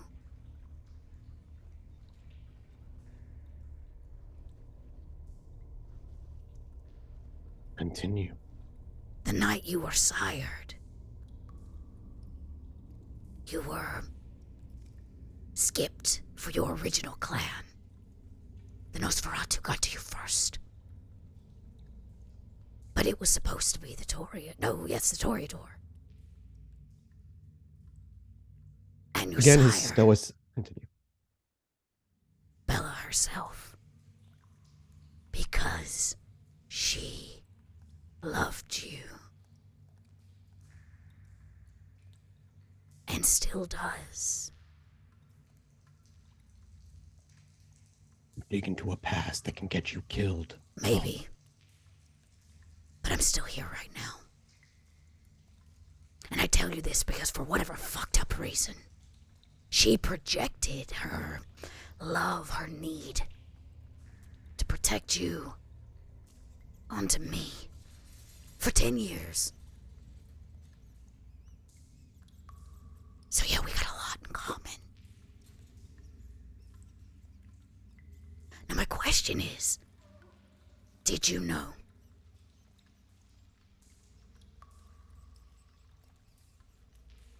What difference would it make what answer I gave? Because it'll tell me everything I need to know about where you stand now with Bella. If I say I knew,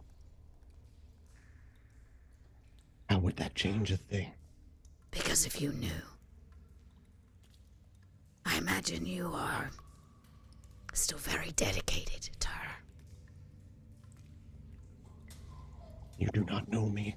I don't. That is why I'm here.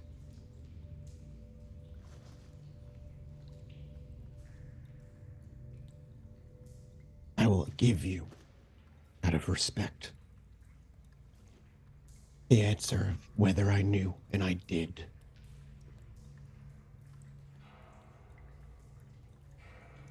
I do.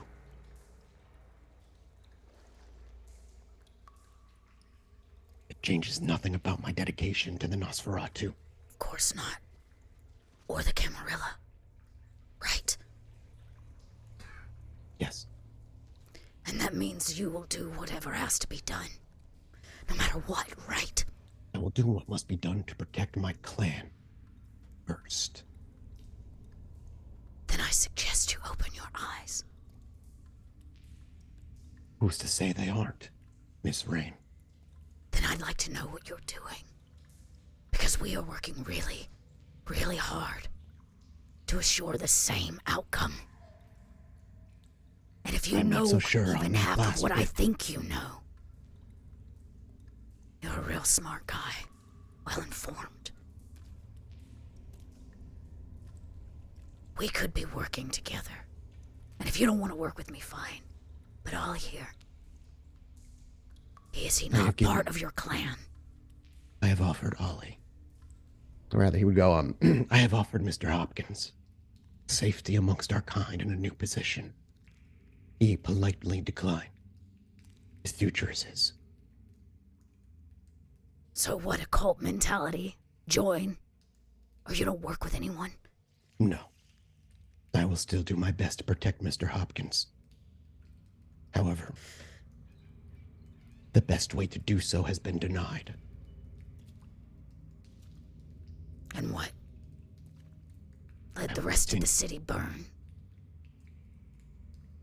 There As are long as- options. Then help us. What is it you want? I'd like for you to be honest about where you stand and what's going on in the city right now. Help us gain the information we need to know to stop what is coming. Have you thought for a moment that it is too late to stop it? No. Because I Perhaps don't you should believe open it is. your eyes. It is never too late to stop fucking trying. What difference does it make about the Nosferatu and all your efforts if you're not actually solving the problem? Throw a water bottle at it, but fix the fucking well first. Why? So that eventually it can crumble and a new well be built in its place anyway. Jaded. As it has You're timed jaded time again. and old. We all I am know ex- that is the system. We learn it from day one. And I have a suggestion for you. Leave Chicago. Absolutely not. Because that's what you all want. Because I'm here to tell you, I don't think it's too late. We have more information than we have ever had. We're on the cusp of being able to actually do something. You could be a part of it. Write the future you want for the Nosferatu. But instead, you're gonna hide in this church and claim that your best interests for the Nosferatu are at heart. You're not even gonna fight for it. Do you know what you stand in? Where your feet lie? What this place is and the power it holds? I know what it is called. And yes, I've traversed this place some, seen its oddities. You do not hide here. You coexist with it. Will it help us stop her? This place. He looks over to Ollie now, with that question lingering in the air. What's Ollie doing at this moment? Just watching, listening quietly? He's mulling it over. Ali is considering a lot of the things that he's saying, and Yeah, but no, it's fine. I personally feel as if Snitch is being evasive about topics of his personal interests and Sure. some of the things that he may have been grooming Ollie for. Sure. And this is just sort of confirming those thoughts, or at least those feelings. This place is not a tool to be used. It is an existence to be understood. I think that's great. I do not know its motivations or why it does the things it does, but I do my best to manage, to understand, and to see. And you're clearly doing a fantastic job. But you're putting all of your efforts into a place that is not going to help. And what difference does this place make? Because Everything falls. this place skirts the edge of the abyss. I do not know how or why. How long has it been that way? He shakes his head. There's no way to tell. Perhaps since its existence. I do not know. I am its keeper. But it moves. It changes. Much more rapidly recently than it ever has. There's a lot I of... do not hide here. Here may be the center of everything. That is helpful. Thank you. I have one more thing to tell you. I assume you love her. Do not make such foolish assumptions. I love nobody. I have fooled myself a long time about it as well. I love the chameleon she presented herself as before. Well, but after, she guess is not her. she is back. No, I mean, he means, he clarified prior to his turning, who she was, who he thought she was in his mortal life. Well, if you don't love her, I assume you care, somewhere deep down in that little Nosferatu heart. Things have recently shifted, in case you didn't know. The burden Bella carried is no longer her baggage. It is being carried by another. And Bella's purpose in all of this is now very, very specific.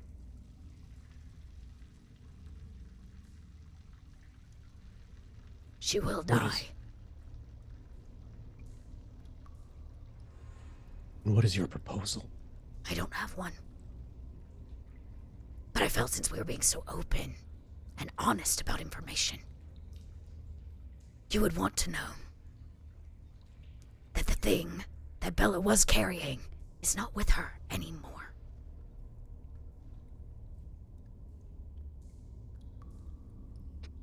His eyes flicker between the two of you. It is hard to get a read on the man.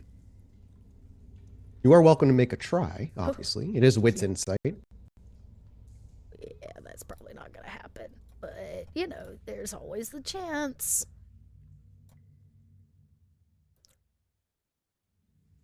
Oops. Damn. Yeah, no. Again. How do you roll all successes? I don't know how I did it second time? again. Nuts. 6 successes. Dang, I can scroll. Yeah, with 6 successes, you've known Snitch for a long time. Your intuition that he's being cagey or perhaps evasive. You also note that he seems more agitated than he typically is. It's subtle, but it's notable. Yeah. Did he appear this way upon initial meet, or? Yeah, no, he seems like he's been that since you guys have been chatting, not because you said anything that made him that Sure. way.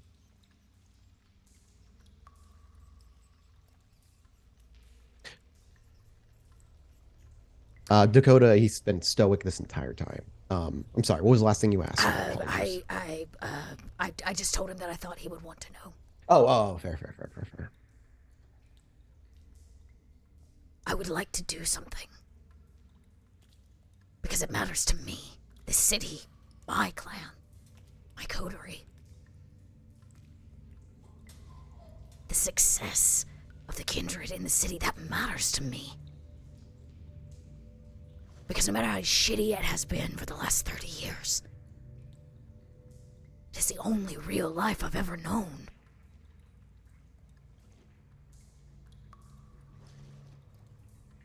It matters to me. And it breaks me a little bit to watch an elder give up so easily. His gaze goes back to Ollie. And you, Mr. Hopkins.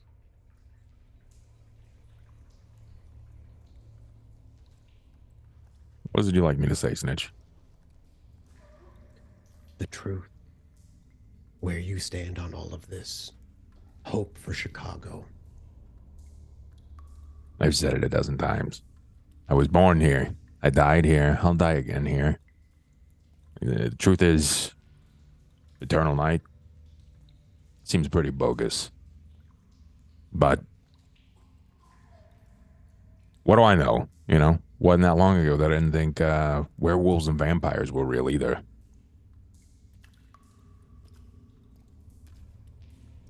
I don't want it to happen. I know that you're real cagey right now. You might be able to play it on the surface like you're not, but I've only been around you the last 15 years. So I know that something's going on. Something's got you rattled. That's fine. I'm not going to pry, especially if you don't want to talk about it. But I'm not a stupid man. Neither are you. And I know that you are guiding me, positioning me in such a way that I might be able to help run this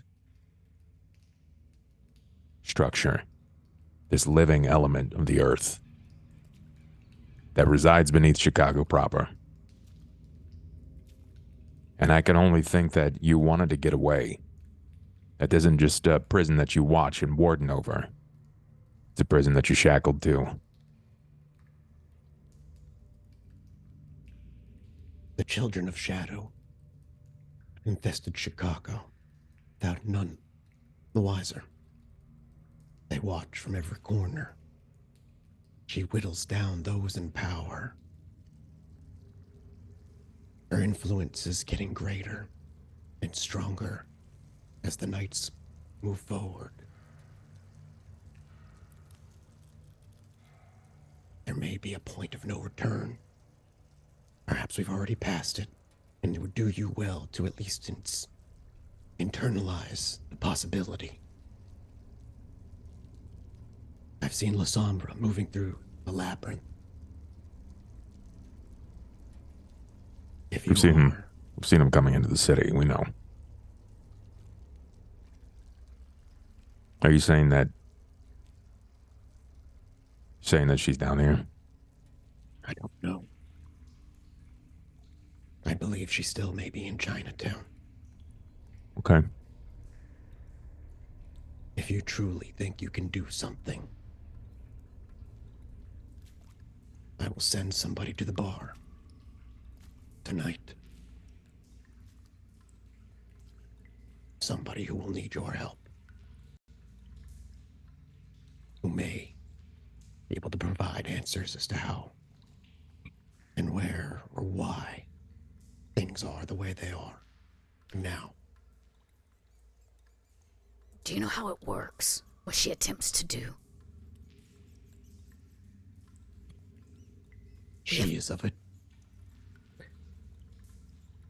She is close to those who some believe are descendants directly from Cain. I do not know how she can do the things that she does. Her blood is powerful.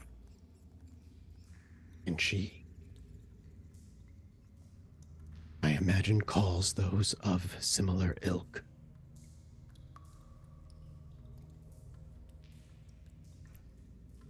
We believe she's gonna use Vitel as a doorway. Rip him open. But we don't know where he is, Snitch.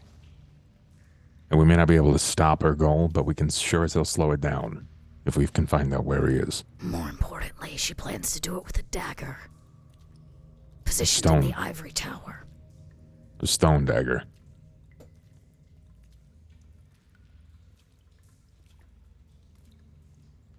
I tell you, because you have respect with a lot of voices that matter. In ways that I guess you could say we lack.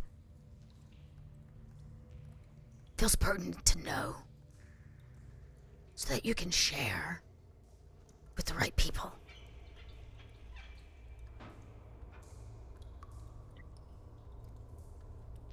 Your folly in the prison those years ago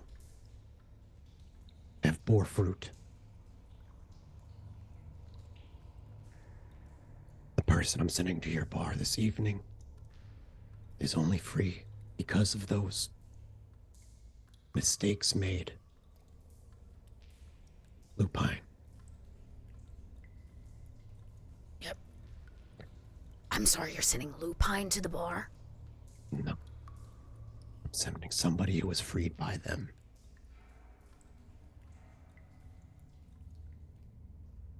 I believe she was moving something through their territory. They struck it. Killed all but one.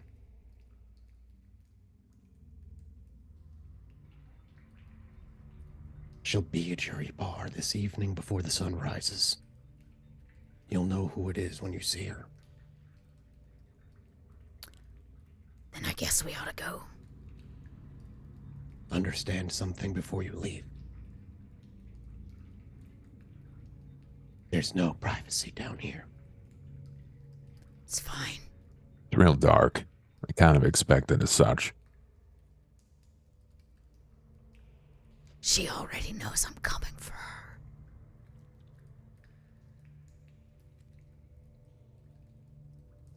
He doesn't say anything to that.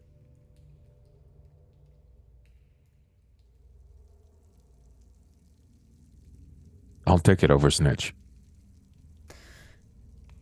You what? I'll take it over. This place. What? You need a break. Look at you, man. You're falling apart. Your fingers are bones. You got no hair left on top. You've completely stressed yourself out. Who else knows your symbols? Flick? Flick is gone. Like, went to a new city? Vanished. Okay. I look at Ollie. You don't think it was... I don't know. I don't know. Did you meet another kindred by the name of Needles? Another Nos? I know of him, but not personally. I rescued him from SI. And you believe Flick has been taken by them? It's a possibility, Snitch. But if they got him, I'll work my way on getting him out.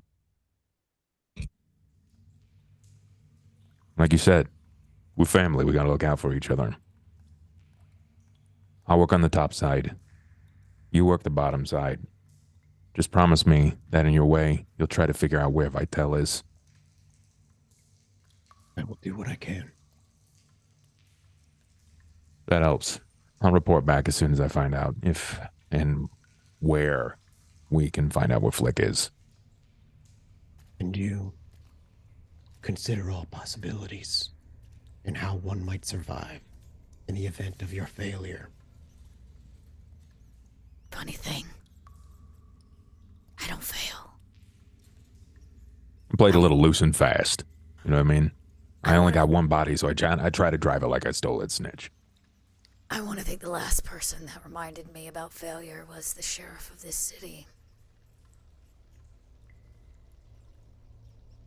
Failure is a condition of existence. No one is infallible. I failed a lot in my life. Trust me. Hey, we're the loud ones. We fail forward. With gusto. Guts. Not so much glory, but we lean on the proper foot. You know, we're reliable in that much.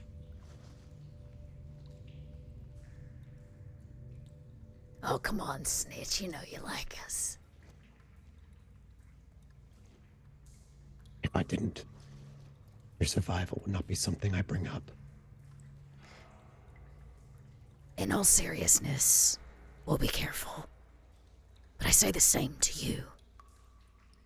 We have the same friends. But we play different games. Maybe. But if we all played the same game, we might not be, on the same side. If it were only that simple, Dakota. If only it were that simple. Oh, come on, Snitch. What I'm trying to say is I like you. Huh? Huh? How many people have told you that in your lifetime? So crack a smile. You're not alone. Not even in this place. I know. Well, how genuine. And hey, by the time this is all done, you know, we're not exactly going to go sit on the beach of the Bahamas or anything, but at least maybe you can get it off your chest about what's going on with Big B above. You know, I can't imagine that love is a one-way alley.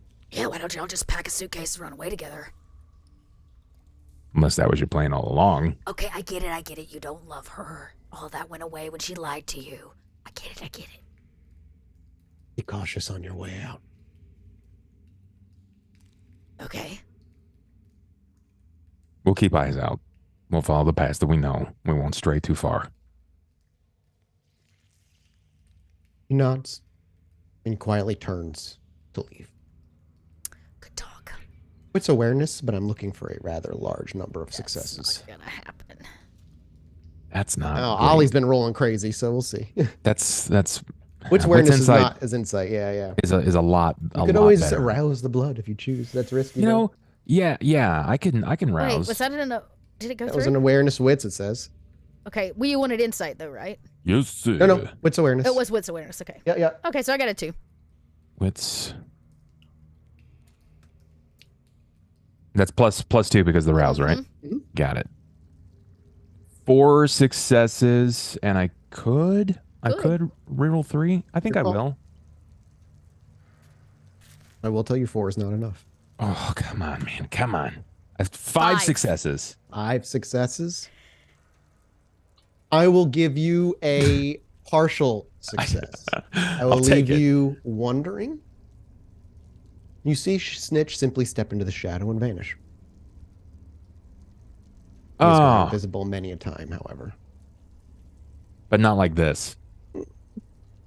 Can I see through all this darkness with my eyes on? If you turn it on, yeah, you should be able to see through shit. Does it? He would be invisible for you too. Right. No, of course. But like, in all of this infinite darkness, is there somebody watching? Do I? Oh see yeah, if you're anything? just looking around, it does not seem like you. There's anybody in this room other than you. If you want to do a thorough look, it would be a wits investigation check. That would take time. Yeah. No, I don't. Not that big of a deal. Yeah, on a quick wits awareness, you're welcome to roll me a wits awareness. However, if you want, just as you glance around and you watch Ollie as I get her a- eyes quickly kind of. I'll get a +2 to this with the. This just doesn't. This doesn't look like the typical cloaking, right? This Well, looks it like, doesn't look like the shadow like swallowed him. It just looks like he walked into the shadow and that's when he disappeared. However you Gotcha. take that. is how No, it is. no. No. So you look like you're alone. You seem like you're alone. I'll keep the eyes of the beast on just as we go to leave to have a little you do. extra. Do you want to talk in the labyrinth, or would you rather wait till you leave the labyrinth? I feel like we should get out of here. Yeah, I think so too. Absolutely. It takes you a little bit of time as you're rather deep, but eventually you're able to pop out near your bar as you always are. Hmm. Cool. So who's dropping by the bar tonight? I don't know. I mean, we I didn't have- even give us like a code word, a hand signal, a gesture. Like, how are we supposed A to woman. know? Oh, right. A woman. That's what we know, and apparently Okay. Just yeah. we'll know her when we see her. Great. That's not off-putting. You think she Now was down there listening, Sybil? I would. I'm like, I don't want to put the cart before the horse, but I think we need to potentially rule as if she's always listening. Cool. Right. Cool. You know, Jackson has his method of lighting up an entire room to eliminate shadow. That is a very feasible thing. However, he was also it was implying that the labyrinth is always. You know what? I know when listening. there's like a single light, there would be no shadow, and it would be airtight, which is the freezer. Yep. So you know what? I'll go inside and be like, Psst. Just the paranoia returns about shadows. I love it. Ollie kind of looks around for a minute. Psst, the freezer. Psst. Whoa. It was like a 7 seconds in heaven kind of thing. What's going on? What? I don't even know what that is. Why are we going to heaven? No, Oh my God, I you're want an to infant. I flip on the the light, and I'm like, no, there's just no shadow in here, you goober. Oh, yeah. Oh, yeah. Makes sense. Yeah, checks out. 7, why is this heaven? We're standing in a freezer. I don't. It's what they used to say. All right. I don't know. Who? They like people, but breathers. Yeah, the mouth breathers. Okay, cool. Well, you think she was listening? Like I said, probably we should just rule as if she's always listening. All right, well, we're gonna find out. Because I'd like to know what happens to Snitch if she finds out he was chit-chatting with us. Little bait, little trap. I don't know. Misdirection. He's a very intuitive and ingenuitive kind of guy. Please. Snitch is jaded, tired, and old. Yes, all of that is true, but true. the same could be said about Cretius, Yeah, and but yet he still remains in power. he's at least got a libido. I think it's the only thing keeping him from going insane and eviscerating every kindred in the city. Well, you know what? You do what you have to do. What I'm saying is Snitch He's clearly scared, but he's holding back. He's holding back. No, between you and me, I think he was aware. I think he's known for a while, and I think that he has been grooming me to take over the Labyrinth so that he could leave. Oh, yeah, and I'm sure you made his night by telling him you take it over, no doubt. Look, I try to look out for everyone, and I know what it's like being a Nos, right? I know what it's like. So someone's got to look out for him. Needles is fucking addled, and the dude doesn't think he's going to make it. Now Flick is gone, and trust me, I feel bad enough already. I punched that guy up so many times. I fucked with his lighter, and now he's gone missing. Like, it's terrible. That's not great news. He didn't know anything about the sandwich. Yeah, Needles didn't really either know shit about him either. He just knew where we were. Telling you, I know who took him. Disappeared like that, quick. Kendra didn't know, not even Snitch. Sounds like a Layla problem. Dakota, I don't know. I mean, maybe. I'm not going to rule it out. But there are other SI in the city that are not working with Layla. We already told him it's like Scarlet, right? Scarlet's out there. That's a door I got to knock on eventually because she knows where everything is at out here as well. She got a chip on her shoulder. She's young. She's got a lot going on. I don't know. Signs are leaning to Layla based on what we know thus far, but I don't want to rule it out. Maybe he got smart and he took the fuck off. You know, what if we told Layla about the sandwich? Layla knows. What the fuck is she doing about it? Whatever she can do about it. She's got to start doing the chip away process. I've already given her the names of people she needs to work on. What about, I already tipped over on Vitel. I would say Ollie would also have like walked away knowing that like, you know, she's at this point, she's scorched earth on Chicago, pretty much. Any Kendra that she gets her hands on outside of like me, maybe Ava, maybe you. She's going to do what she does. She's going to torture him and probably kill him, if not torture him forever. I mean, I get that, but we can tell her about the dagger and the shadow and the abyss and get her all filled in so she can go sacrifice her puny life. Yeah, she'll give her everything she needs to know to go do the things she wants to do. She'll rear her head. I've got no doubt in that. I don't know when. I don't know how. But she already knows that I'm trying to do some things in this city, and I spent fucking 3 weeks with her. All right, she knows that I'm not all fangs out all the time trying to tear people's asses open. It's not like that. Most of us aren't like that, but she's out there torturing them anyways. Well, I mean, we're kind of boogeymen, you know. Make us out to be real bad in TV and footage and all that jazz. Yeah, well, it makes it easier when you meet one in real life. Brainwashing. Yeah. Okay. Yeah. Regardless of modern politics, I am in a position and in a belief that if Snitch is right, if we're on the cusp of the point of no return, we need everybody fucking on board. Right? If she's all chips in, let's be all fucking chips in. Yeah, I'm with you. I'm with you. I can think of three things. A couple of things. First, I don't really know when this person is going to show up, so I'm stuck here at the bar. Yeah, me too.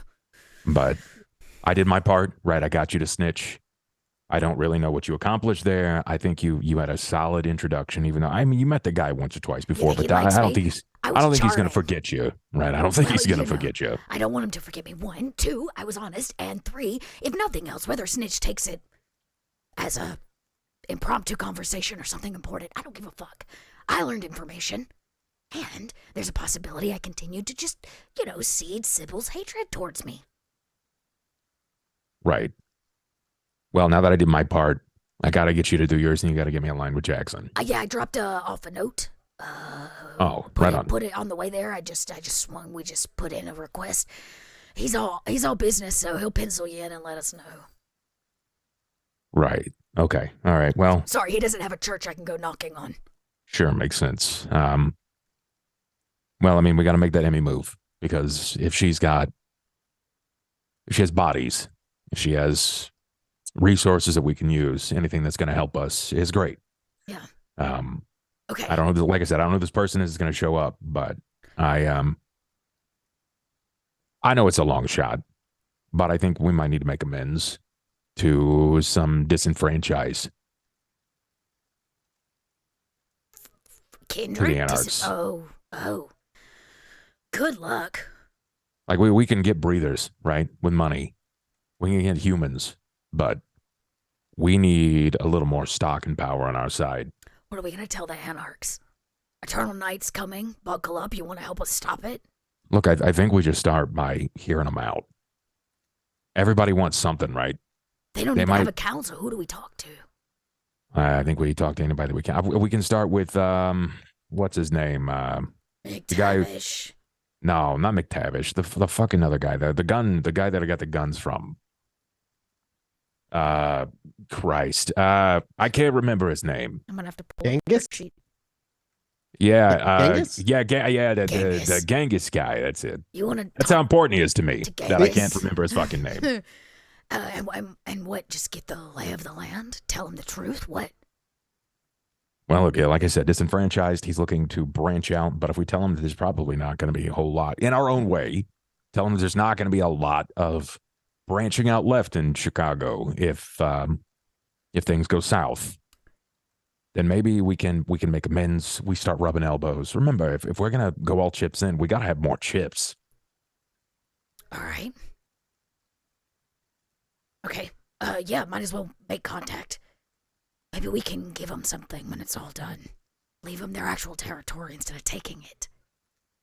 And I know, like, Genghis he's a Bruja, right? But I also know, based on what I've been told, that there's a significant number of gangrel that are operating as anarchs. I mean, might be nice to grow our numbers a little bit. Yeah, I'm not exactly going to be like playing the fiddle to your experience, but I know exactly what that means as a nos to other nos, gangrel to gangrel. All right. It's going to matter. I don't know how to get a hold of Genghis. Oh, I got an idea. I know exactly where I got to go. He recently just bought a hospital, previously owned by Saito. Shouldn't be hard to find him, especially if he's trying to break more ground. Okay. Well, you want to play some cards till somebody shows up? Have we hit all of the topics that need to be spoken of at this particular point? As the conversation winds down, you make your way out of the refrigerator, and there's still plenty of night left. But just as the refrigerator door opens, and we'll say Dakota steps out first. As Dakota's first step hits the floor outside of the refrigerator, you hear a sudden burst of surprised screams coming from the dining room. I rush out. Yeah, follow. Both of you quickly run out. You already see Grant reaching for his shotgun, almost instinctively he's in the kitchen. And as he grabs the shotgun, you run past him. The door swings open, and you can see your group of regulars here on this Thursday-ish night, all standing. A couple are still seated, but they've all stepped far away from the front door. As the front door, now wide open, a woman with freckles along her cheeks, her head wrapped in amalgam of bandages that covers most of her face, and with clear blood marks underneath, and ragged clothes that haven't seen true cleanliness in God knows how long, a white shirt that is closer to yellowish brown, and plain black pants, with nothing but socks on, is on her hands and knees, almost as though she just looks like she's on her hands and knees and quickly trying to pick herself up. And before there's even a moment to react or even reach out or say anything, another figure steps through the front door, slowing down from what is clearly a hurried pace. A face and familiar person that you haven't seen in quite some time. Rose. Melisandre. The one that was once tied to Saito long ago. Right. Who a long time ago. Ava and that's fed with. And that's times. Not this woman here on the ground. No, that's the second person who runs through. Dakota would go over and try to help the woman up. in the bandages. As you do so, she kind of actually swipes away at you to like don't come near her. You can hear like strained, like she's like struggling to stand up, but she does eventually push herself up, and she turns. Rose, as she realizes and having ran in here and slows to a walk, quietly shuts the door behind her, raises her hands. I apologize, everybody, please. No need to worry. This person doesn't know where they are. They tried to escape the ambulance as we parked. She's very, very injured. We're just going to get her out of here. And she looks to the two of you. Obviously, you all know who you each other are. And there will be no further confrontation or anything to bother you. And I apologize greatly to whoever may own this establishment as she looks over to the two of you. All right, everybody, just back to drinking. It's fine. It's fine. Don't sweat it. Let's help you back to the ambulance out the back door where there's a ramp. As Rose steps closer to this woman, she quickly backs up into the crowd, and she tries to say something, but it's muffled under all the bandages, and she's shaking her head and in a way of no, hell no, I'm not going with her. A few of the regulars stand up, and at this point have enough liquor in them to stand in front and almost kind of put a barrier between them and her. Hey. And one of them, this guy's name's we'll call him Bradley. Bradley, he just kind of steps forward. He's got a kind of a beer belly, but and he's a construction worker during the day. He steps up. He's like, whoa. No one's going to take anyone anywhere they don't need to go. We can call the police and we can get it settled. Well, yeah, you know what? You can come with me. Why don't you stay here and talk to the proprietor of this business so we can figure this all out? That's when Rose kind of steps in again. The longer she stays here, the more problems may arise. She looks to the two of you in a knowing way. And the sooner I can remove her from this establishment. We'll call the ambulance. We'll get it taken care of. Brad, thank you for stepping in. I got it, buddy. She should be coming with me. I am a specialist in her particular illness. Considering the fact she took a fall, maybe she wants to lay down in the back room. We got some rear rooms. Until we can get help here. This is something much more beyond the two of you. Perhaps we should keep this a little more private, don't you think? Allow me to take her from here, and we will have no problems. Simple as that. Well, you walked into this place. She ran in, and I was following. So wrong place. Wouldn't want such a breach of any kind. You're right. You wouldn't. There's a lot of protections here in this place, and you don't just get to walk out with everyone. So, Rose. It is Rose, right? Correct, Mr. Hopkins. Why don't you sit down? Take a moment. She's not going anywhere. It's not a breach of anything until we figure out what's going on. I don't think you realize this is not a debate. This is not a deal. I am not here to bargain for something you have nothing to do with. Are you a hound? Are you a sheriff? I am a caretaker, Mr. Hopkins. Please allow me to take care of those who need it most. I don't think you have any grounds to offer any more words. So unless you are the hound or the sheriff, I think you should just wait. And if it gets that heavy, we'll take it to the tower. Would you like a drink? There's a good few seconds of tense silence. The woman in the bandages, you said there was kind of redness where she had maybe bled through some of her bandages and stuff. Mm-hmm. Does she smell like kind or kindred blood? Do you make a roll for that? Is there a roll you can make for that? I forget, because you have the ability, right? Or an ability? So let me double check. Okay, I have. I might not have anything that'll give me any. Here's bonuses. a starter. Is she cold to the touch? Yeah, like when I went to go help her. Do you go over to try and well, I guess earlier when she fell down, I tried to help her. Because she swiped you away. Off. Yeah, she didn't want you to touch her. But if you, I would welcome a roll if you have. I forget what it's called. Yeah, I don't though. I don't think I have. I have Eyes of the Beast. No, I don't have anything that would let me be able to tell. I don't think.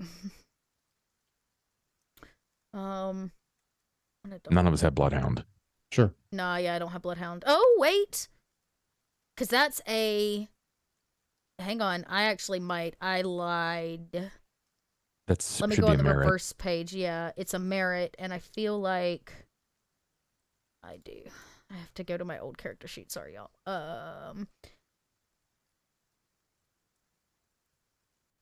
No, I guess I don't. I really thought I did. I guess not. No worries. If you get close, I will still allow you, and only Dakota, to make a wits awareness if you're trying to go over to her again. I just kind of, I thought since I was in the area and while Yeah, Rose you're gonna seems try and, like, distracted, I just need a quick, like, can I tell if she's kindred or human? Sure. Because Yeah, this might if you give go us over some and quickly insight. maybe touch her, smell her. Yep. We'll say I will give you the with 3. That's more than I'm looking for. I would want 2. Yes, you can tell she is a kindred. Okay. Oh, she is a kindred. Interesting. Okay. As Ollie finishes saying what it is to her, Mr. Hopkins, I tried to make this clear. So if we're going to play the game of bargaining, so be it. It will be an equal transfer. You may have her, and I will have one of yours. Rose, just talk with me. There is no talking, Mr. Hopkins. I am not here to talk to bargain. I am not here to do anything. I'll go with you. Tradesies. No. What? You don't want to spend the night with me, Rose?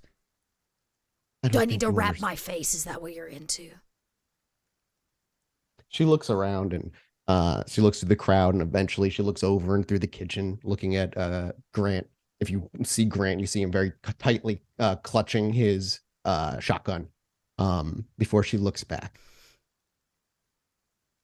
24 hours. 24 hours, or please, if you have wits occult, make a roll.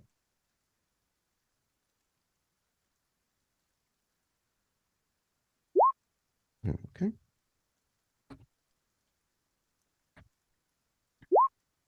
Damn. It's a low level thing, which doesn't need a lot of successes.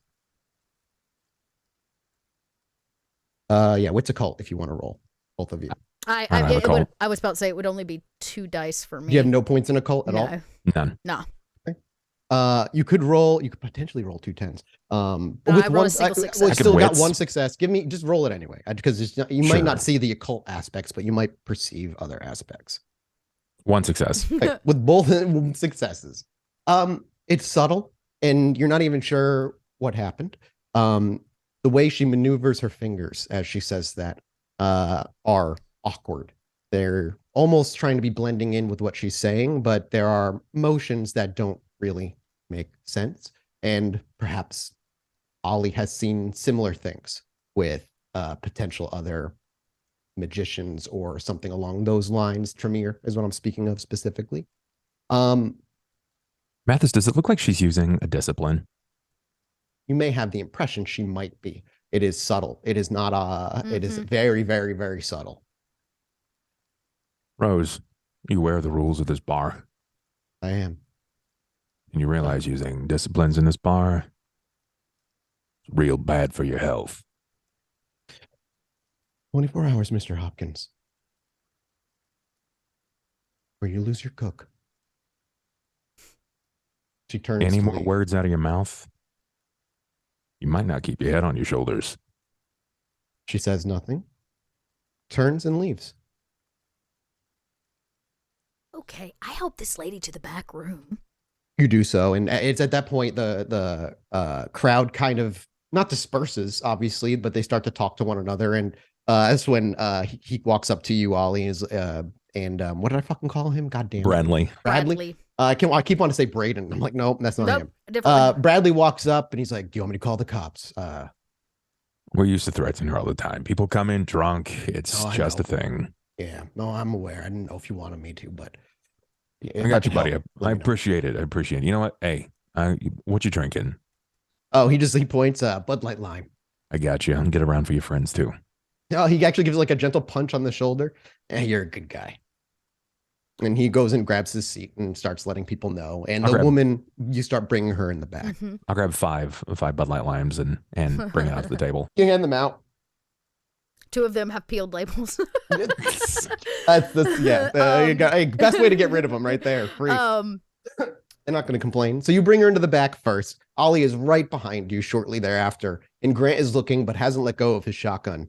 You want me to go follow her? I will go follow her. She used to, that was the one that like Ava got in trouble with, right? I remember hearing the story. She was like, Shh. Let's figure out who this person is first, Yeah. And then we can decide what we need to do. Dakota immediately reaches in her bag and pulls out paper. Yep. And a pen. Oh yeah. As you reach over and bring in a paper and a pen, and as you turn around and Ollie's walking in at this point, you actually see her reaching and clawing away at the bandages around her. Okay. And eventually she gets one. Okay, hooked. we're gonna help you. No, she just unwraps it. She just like without even Okay. stopping first around her mouth, because you can see her eye, a little bit of her nose. But after she unwraps the last bit, and she has a very short blonde hair, almost pixie cut style, it comes off, and you see something you've never seen before as kindred. Perhaps you may not have even heard of them. But on her forehead, wide, bleeding, and eerily darting around, separate from the 2 eyes that sit where they should, is a third. Okay, Its pupil is slit, almost like a cat. It darts around in panic, but again, seems to be acting ever so separately from her own eyes that are also darting around. Hi, I'm Dakota. Do you? This is Ollie. Do you have a name? There is utter fear stricken on her face. She looks back and forth to each of you, and there's a moment where she seems to croak out a noise in response, but then she kind of goes back to being quiet as the panic sets in. There is absolute confusion on her face. Would you like to maybe write? Is that easier? There is no response, and the more you speak with her, the more she just seems in shock almost. There's like, it's hard to get through to her in any meaningful way in the moment. Are you in danger? She doesn't answer, but it is very clear the way she's acting. Dakota, you would probably assume that she thinks she's in danger. Hey, Dakota. Yeah. A woman shows up at the bar, and we're going to know that she needs help. Why? We'll be able to tell. His words. So you think this is the person Snitch sent? Why was Rose so hostile? I don't know. Out of game, Rose was representative of Anarchs, right? She was, yes, because she was tied to Saito. Yeah. She was part of a bar where Ava fed, and kind of ended up getting a lot out of Ava out of that, because she like had a lot of leverage because Ava killed somebody, or she set her up to kill somebody. Rose has always been very questionable at best, even when she was with Saito. All right, hear me out. You're gonna need to go hide Grant. Yeah, and we're going to need to get a line out to someone, I don't know, in council or a hound or something, because that was directly a use of disciplines in the bar. All right, well, I've already chatted a little to leave a line with Damien. Maybe when he lets me know about Jackson, I can put in a word about Rose, but... You're barely able to get through the end of your sentence before the door from where you were. Where'd you bring her? Downstairs? I thought, or like, you're just in the kitchen? Just to the kitchen. Just the kitchen? Oh, okay. Okay, so you barely through the sentence before the door doesn't open. In fact, it's just Grant kind of turns around, and he looks extraordinarily sick. And he can barely take 2 steps before he retches forward and vomits. Bile is all that pours forward.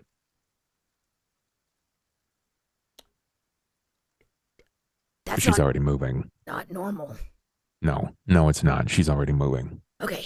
There's a moment then where her panicked look stops. She doesn't look calm, wide-eyed and still perhaps in shock, but she's locked onto Grant. Are you doing this? She doesn't say anything for a few more seconds before Hey. before she does speak. The essence of the abyss around him has been manipulated. He's being killed slowly. Can you stop this? She then goes back to being dead silent. Okay. First off, Rose is a fucking dead woman. Second, we need to get Grant across the street and under watch by the cats. And I need Rudy. I need Rudy now.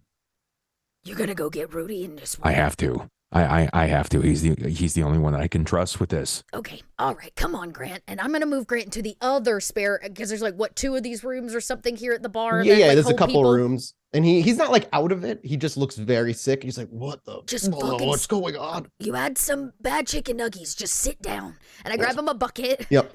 Or a trash can, and I'm like, I will be right back. Just fucking stay here. And I He close the sits, door. and he's hugging the bucket like a man having a horrible hangover. I will slowly rip her head off, piece by piece, and when it's all done, I will punt it into the river. I can get him. He said he's always watching. I don't know what to do. I don't. Okay. Will you? I will watch Grant and the bar and make sure. If his guys are here, they're gonna handle the beer thing. But like, cook's there. Just kitchen's out of order for right now. Okay, no food. Right, I'll make No. it. It'll be great. You go run. Go do your thing, Ollie. I will hold down the fort. Okay. Ollie does probably Where are you going? the dumbest thing that he can do, which is Okay. immediately step out back into the Yeah. sewers. Yeah. And he'll probably move 30 or 40 steps and then Yeah. just scream out Rudy's That's name funny. as That's- loud as he can. Literally did not go far. It No. did not. And it pays off. As Rudy, while maybe not in the area specifically, oddly as he shows up within only a few minutes. But as always with Rudy, you hear him before you see him. Butcher. Rudy, What? I got a shadow problem. Don't we all? Yeah, well, I'm always hesitant to say this, but I need you. I need you, Rudy. I need you. I need you to step onto the plate and make some plays here. I need help. Are you not going to elaborate further? I need you to come up into the bar. He follows. I will lead him to the only place that has proper lighting and zero shadows, Sure. which is the cooler. He's very uncomfortable being in there. I imagine he is. Yeah. And I imagine he can see like the concern over my eyes. Oh, yeah, but he hasn't said a word. You bring him into there, and do you bring Grant thereafter? Not yet. I'll leave him in the back room. There's 2 rooms, so I imagine we put the Salubri in one room and Grant in the other. Yep, fair enough. Rose just came through. Rose of the Anarchs. Rose of, I'm guessing the Lasombra or the Tremere. I'm not sure. Rose, you may have heard her. I am aware of Rose. She just made a threat here in the bar. She used disciplines when that's explicitly against my my own personal behest here. And now she's using Touch of the Abyss on Grant. Grant, he just retched. I'm sure you saw the vomit on the floor. He's, Rudy, I can't handle this, and I don't know anybody that I can trust that is touched by the same thing that you're touched by. And I've half of a person in me right now is ready to run out, find her, and tear her fucking head off of her head. Off the shoulders is gone. I'm losing it. He takes a look at Grant, just very briefly.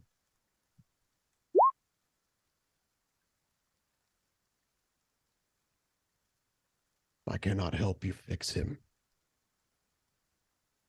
So there's nothing we can do. Only she can stop it. Okay.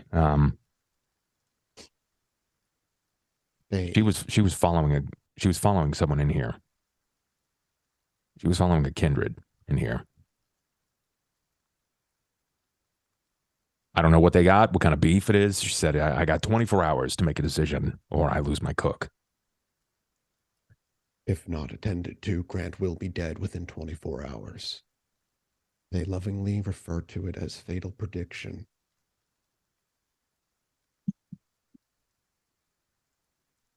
What about Ava?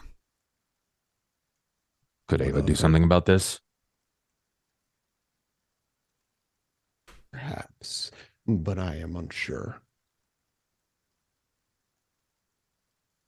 What do I do, Rudy? I can't just go kill Kindred. Give her what she wants. So then she feels like she has the right to just walk into my bar and use disciplines in an open place where it's completely against discipline use.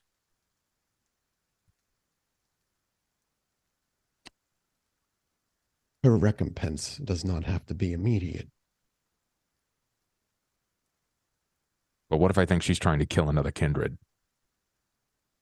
Then you must make a decision.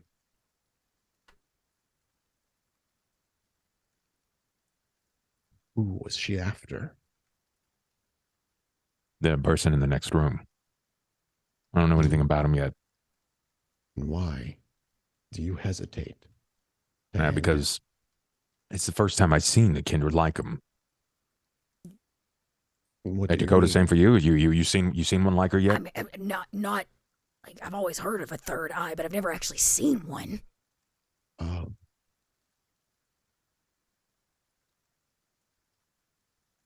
Well, you have found yourself in a difficult situation. how so? You harbor the clan Salubri,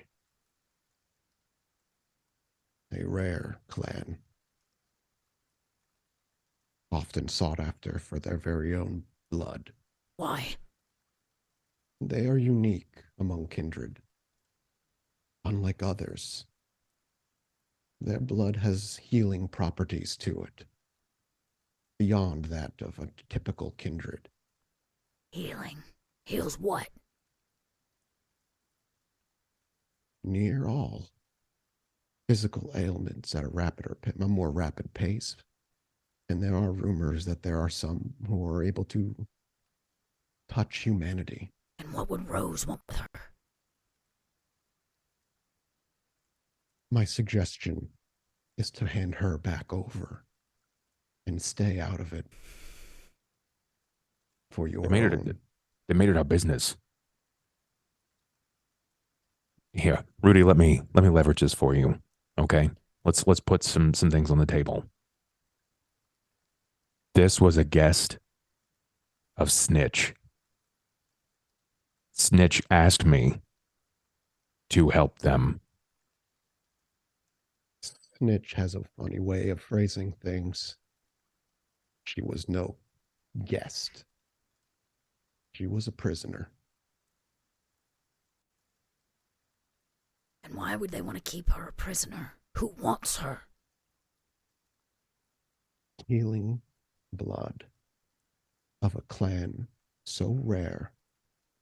In your almost 2 decades of existence, you've never seen one. So what, they want to keep her like a trophy? No. They want her blood for something bigger. Her influence spreads, does it not? They want her blood for the sandwich. Or at least something to do with that.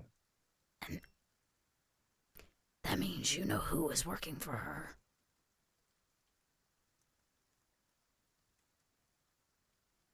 I have an idea. Rudy, She why call- aren't you the same clan? Why aren't you just taking her then?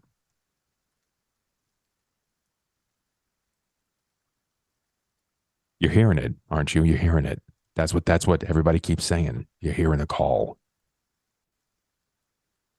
Yes. All La Sombra are. Where's it calling you to? Her. Here. Chicago. Yes. No specific location. Not yet. That's my guess. How many of you are there in the city? More than you are aware.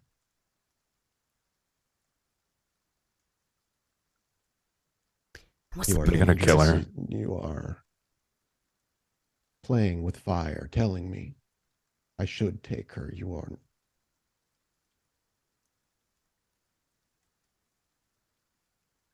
There is no clear winner here.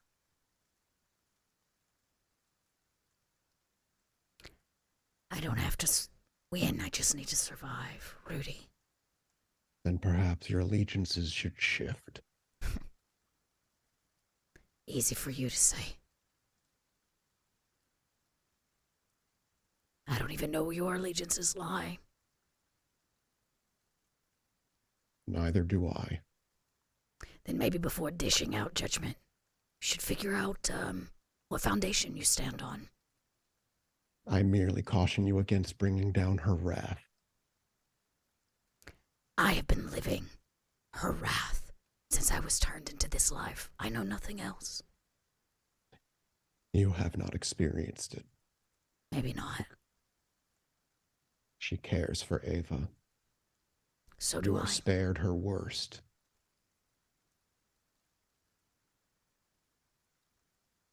But that may change. Maybe. Rudy, are they gonna kill her? Whom? The Salubri. There are things worse than death. She will not be killed. She will be used. Hey, Ollie. Didn't we have a friend, a vet?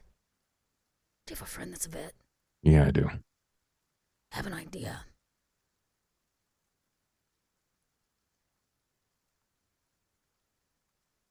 But we're gonna need to act quickly.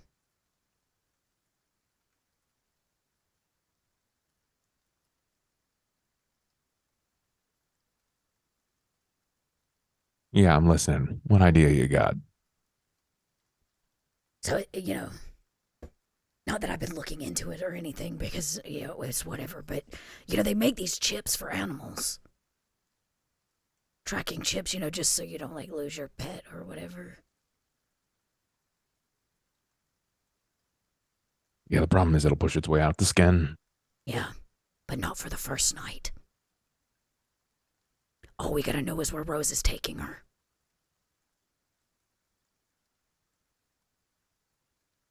I will spare you the difficulty. Oh, you're gonna be helpful. Helpful now. Thank you, Cat. Where the veil is thinnest. Where Chicago is banded off limits. Chinatown. We and others of our kind feel the touch of the abyss at our fingertips. We are stronger in the moment. Understand why I ask you to have caution. Rose. What you may think of her from before may have changed. She serves. Serves who? Serves her. Of course she does. She's a power-hungry woman in this city. They all serve her. I serve her. Those who do not are consumed. Those of our blood who do not are consumed. Okay, well, I've heard enough from Rudy.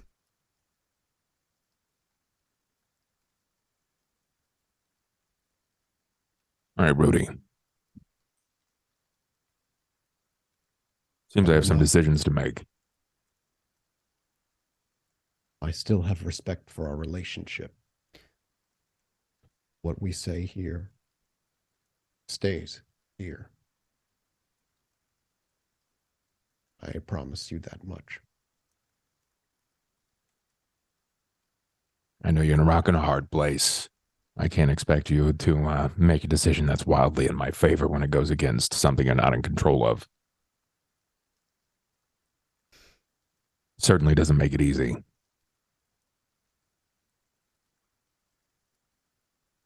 Thanks, Rudy. I appreciate that. It's at that moment he just simply tucks his hands into his jacket pocket and walks out of the freezer, as long as he is allowed to do so. Rudy, if we make a decision tonight and we decide to let her go, can you take her?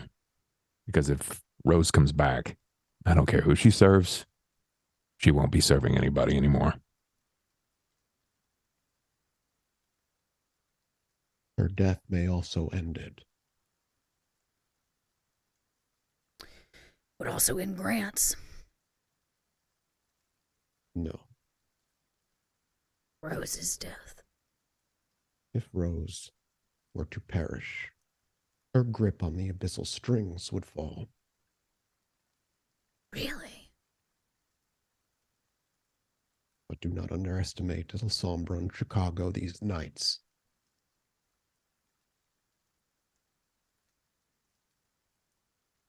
That's when he'll turn and he will leave.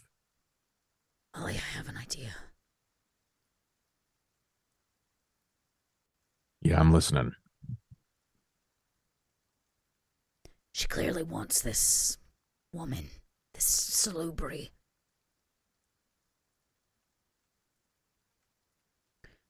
What if we deliver her straight to Chinatown? Remember the last time you went into Chinatown? Influence was open, even against those who were not of the blood. Was it with?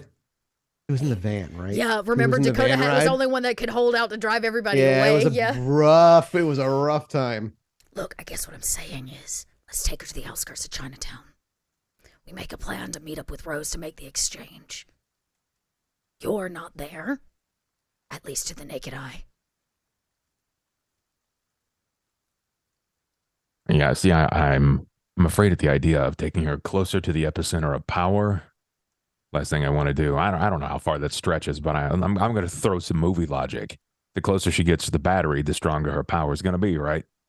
That's what it feels like in my head canon. Mechanically as well, that is actually correct. The thinner the veil, the more bump La Sombra and Dakota have to their So we need to get her far away from Chinatown. What if we met her at the theater?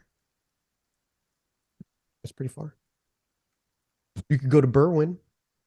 That's where the Lupine are. And that's out as far away as you can get. No, that's an idea. Dakota, I'm this close. I was gonna say, I feel like Dakota might think of that idea simply because. I wonder how bad she wants her.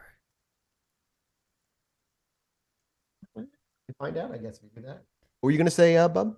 I'm this close to throwing in my lot, looking for some big fucking dogs. I'm getting so sick of this shadow tag bullshit. La Sombra, baby. Well, what if we set Rose up for failure?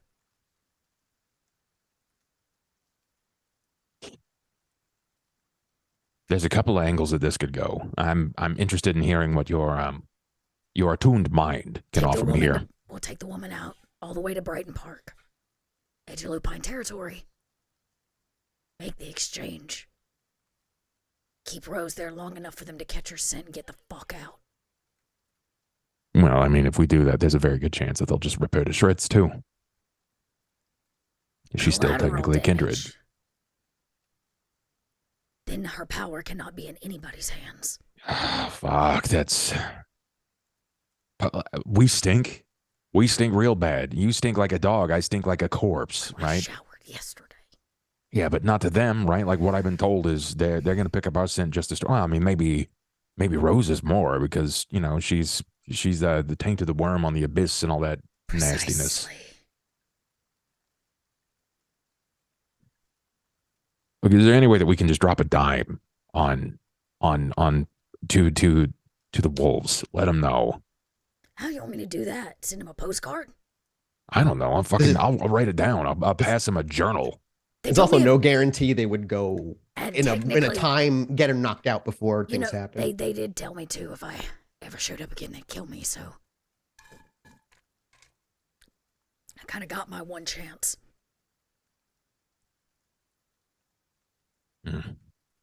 Well, We got to play loose and fast. It's just coming down to that. Now we have Lasombra just walking in the bar. Ava's adopting Lasombra. That's. Did you tell her about what happened with Celia? Well, considering I didn't think so. I didn't know. Like I as Bub know, but like I. Oh, I thought she's like, I fucked up. She ran away. Oh, didn't she no, tell you? Yeah, no, yeah, that's the case. I didn't tell her that. Okay. I can't remember. We could. I like the idea of going to the park, and maybe we can extend an olive branch to the wolves. I don't mind dropping a dime exactly. Like if we're gonna be watched, we're gonna be watched. You know who might want this salubri?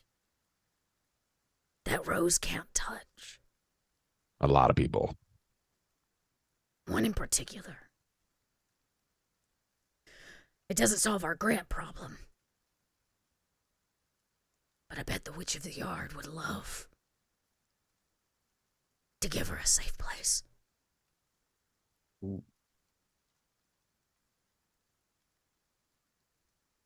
Now the question is, what do we do about killing Rose in the process?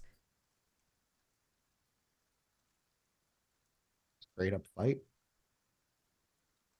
I say we send a decoy. We take the woman's wraps, we put them on somebody else. Maybe Ava. Leave her to be picked up. She can wear the woman's clothes. Look exactly the same with the bloodstains. Rose will never know until it's too late.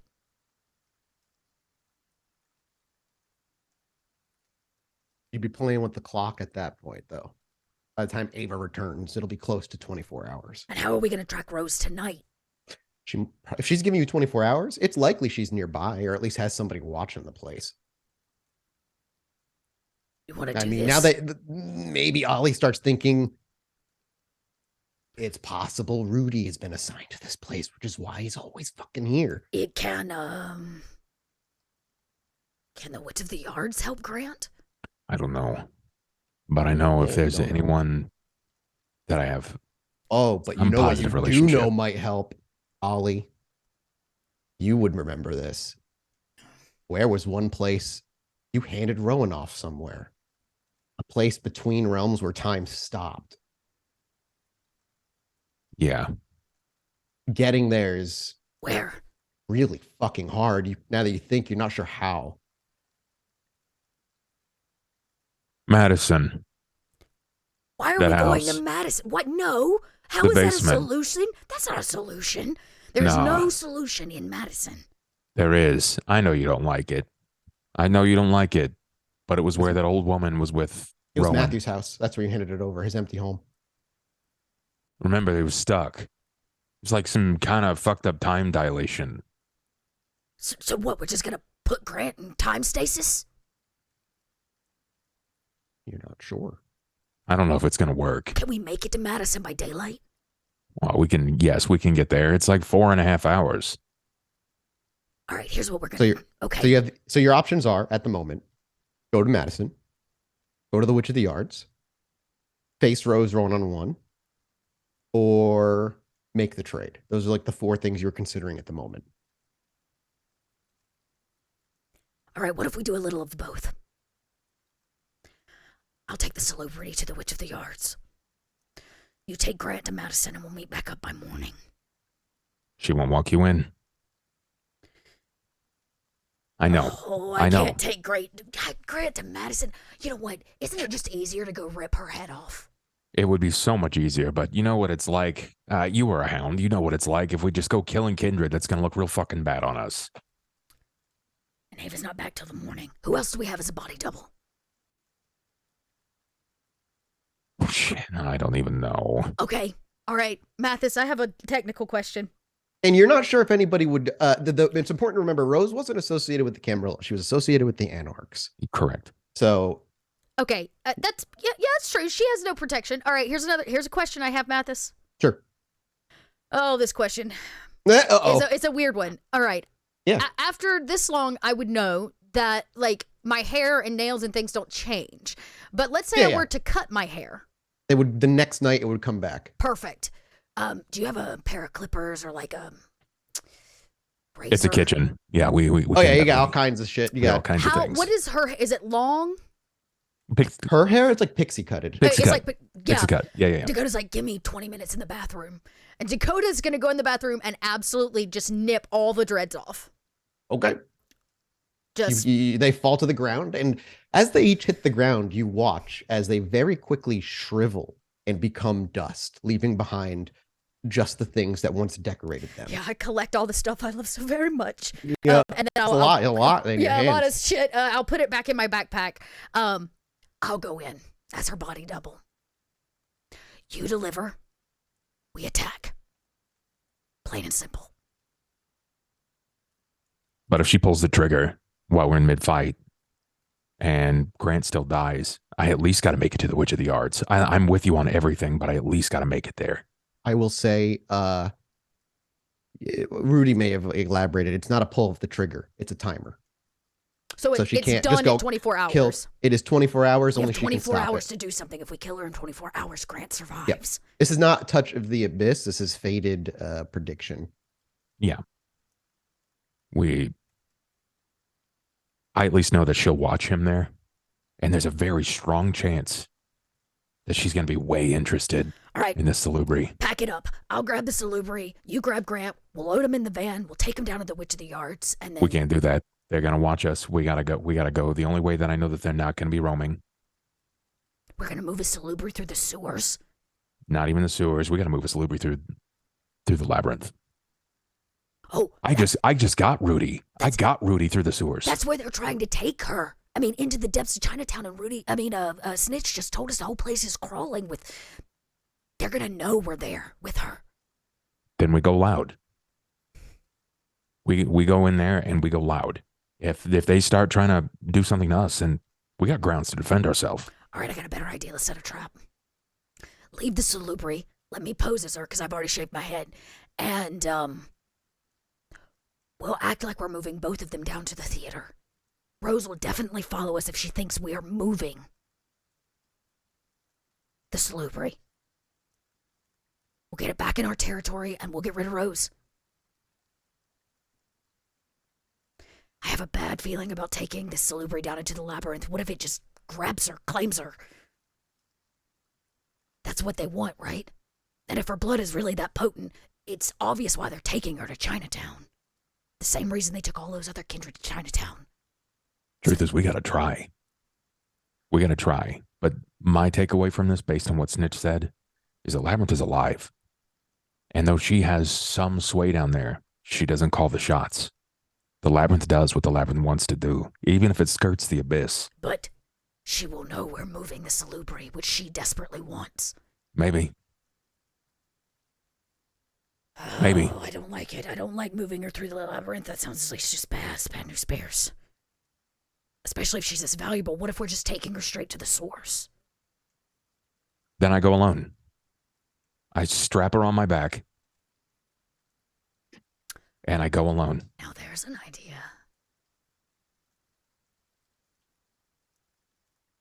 What if I body double?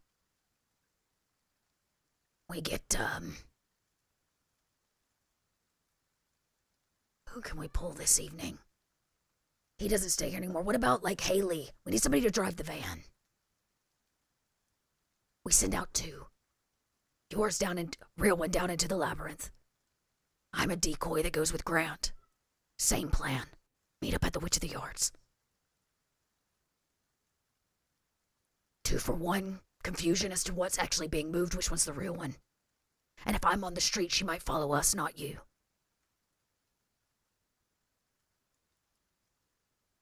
You could probably get Nelson to drive. Lord knows he's not doing anything else. Do I have a call for Nelson, a way to get to him? I know where he's staying because he's staying in one of the apartments we gave him. Yeah, But that's the best. Yeah, you just go to his apartment. He's not like disappearing every night. yeah, the problem is like once we leave this place, she's gonna know. So once we leave, we have to have the plan in place. So can I get one of maybe Ava's lackeys to drive us? You know, I'm sure that's possible. We slip in some cash, make sure the others can handle it. All right. So hit me with like the full-on The plan. Like, plan what is the is plan? Ollie's going to take the real salubri. We're going to have to Okay. double the bandage situation, So you're everybody. going to take her down into the labyrinth. to get her to the Witch of the Yard. Yeah. We're going to do the exact same thing, but we're going the street. And I'm going to be posing as her. So there's two of them. One of them is a decoy. And So you're hopefully, both going to the Witch of the Yards. Got it? Right, You just go in yep. two different directions and we've hopes got, to... a double of her to see if we can't confuse the situation. Yeah, at least confuse Rose. Okay. All right. What are we doing? What? Just curious. Like, what's the thought when we get there? We can't just pop up with two of them suddenly. Oh, I'll just is pop the out of plan the. to I was jump about to her? say, well, the plan was to jump her, but I don't know if Rose is even going to follow us at all. Oh, I have strong suspicions that she's Then I probably pop going to out at the least keep back of eyes the on us. van as Dakota.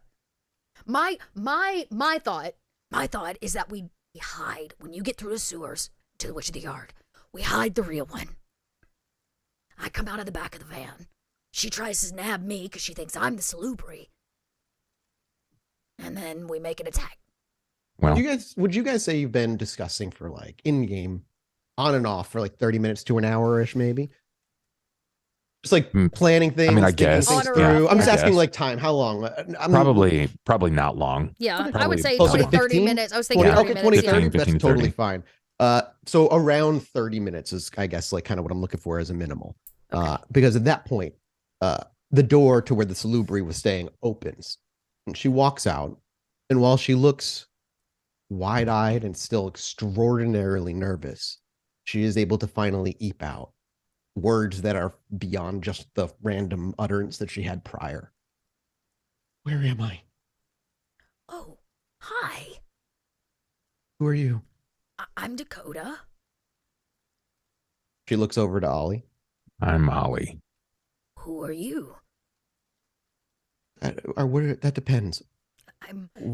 You were, Why am I here and what are you doing with me? And am I free to leave? You're safe. Calm down. You were in the possession of another kindred tonight. A woman named Rose. You say that and you see her jaw just kind of clench. Yeah, we have the similar feels, okay? You seemed a little out of it. You came running in the front door of Ollie's bar, the Lights Out pub, a safe place, and Rose made quite a stand to take you. Do you know why she wanted you? And do you know why you chose this place to run into? She shakes her head to Ollie's question first. That I don't remember a lot. I was passing through. And I was quickly put into torpor. I don't know who did it. And when I came to, I remember hearing them talking. And there was something about the value, my value to someone, and I don't know. Hey, that's okay. We're not, in fact, here to hurt you. We're just trying to figure out how to help you. I'm gonna be honest.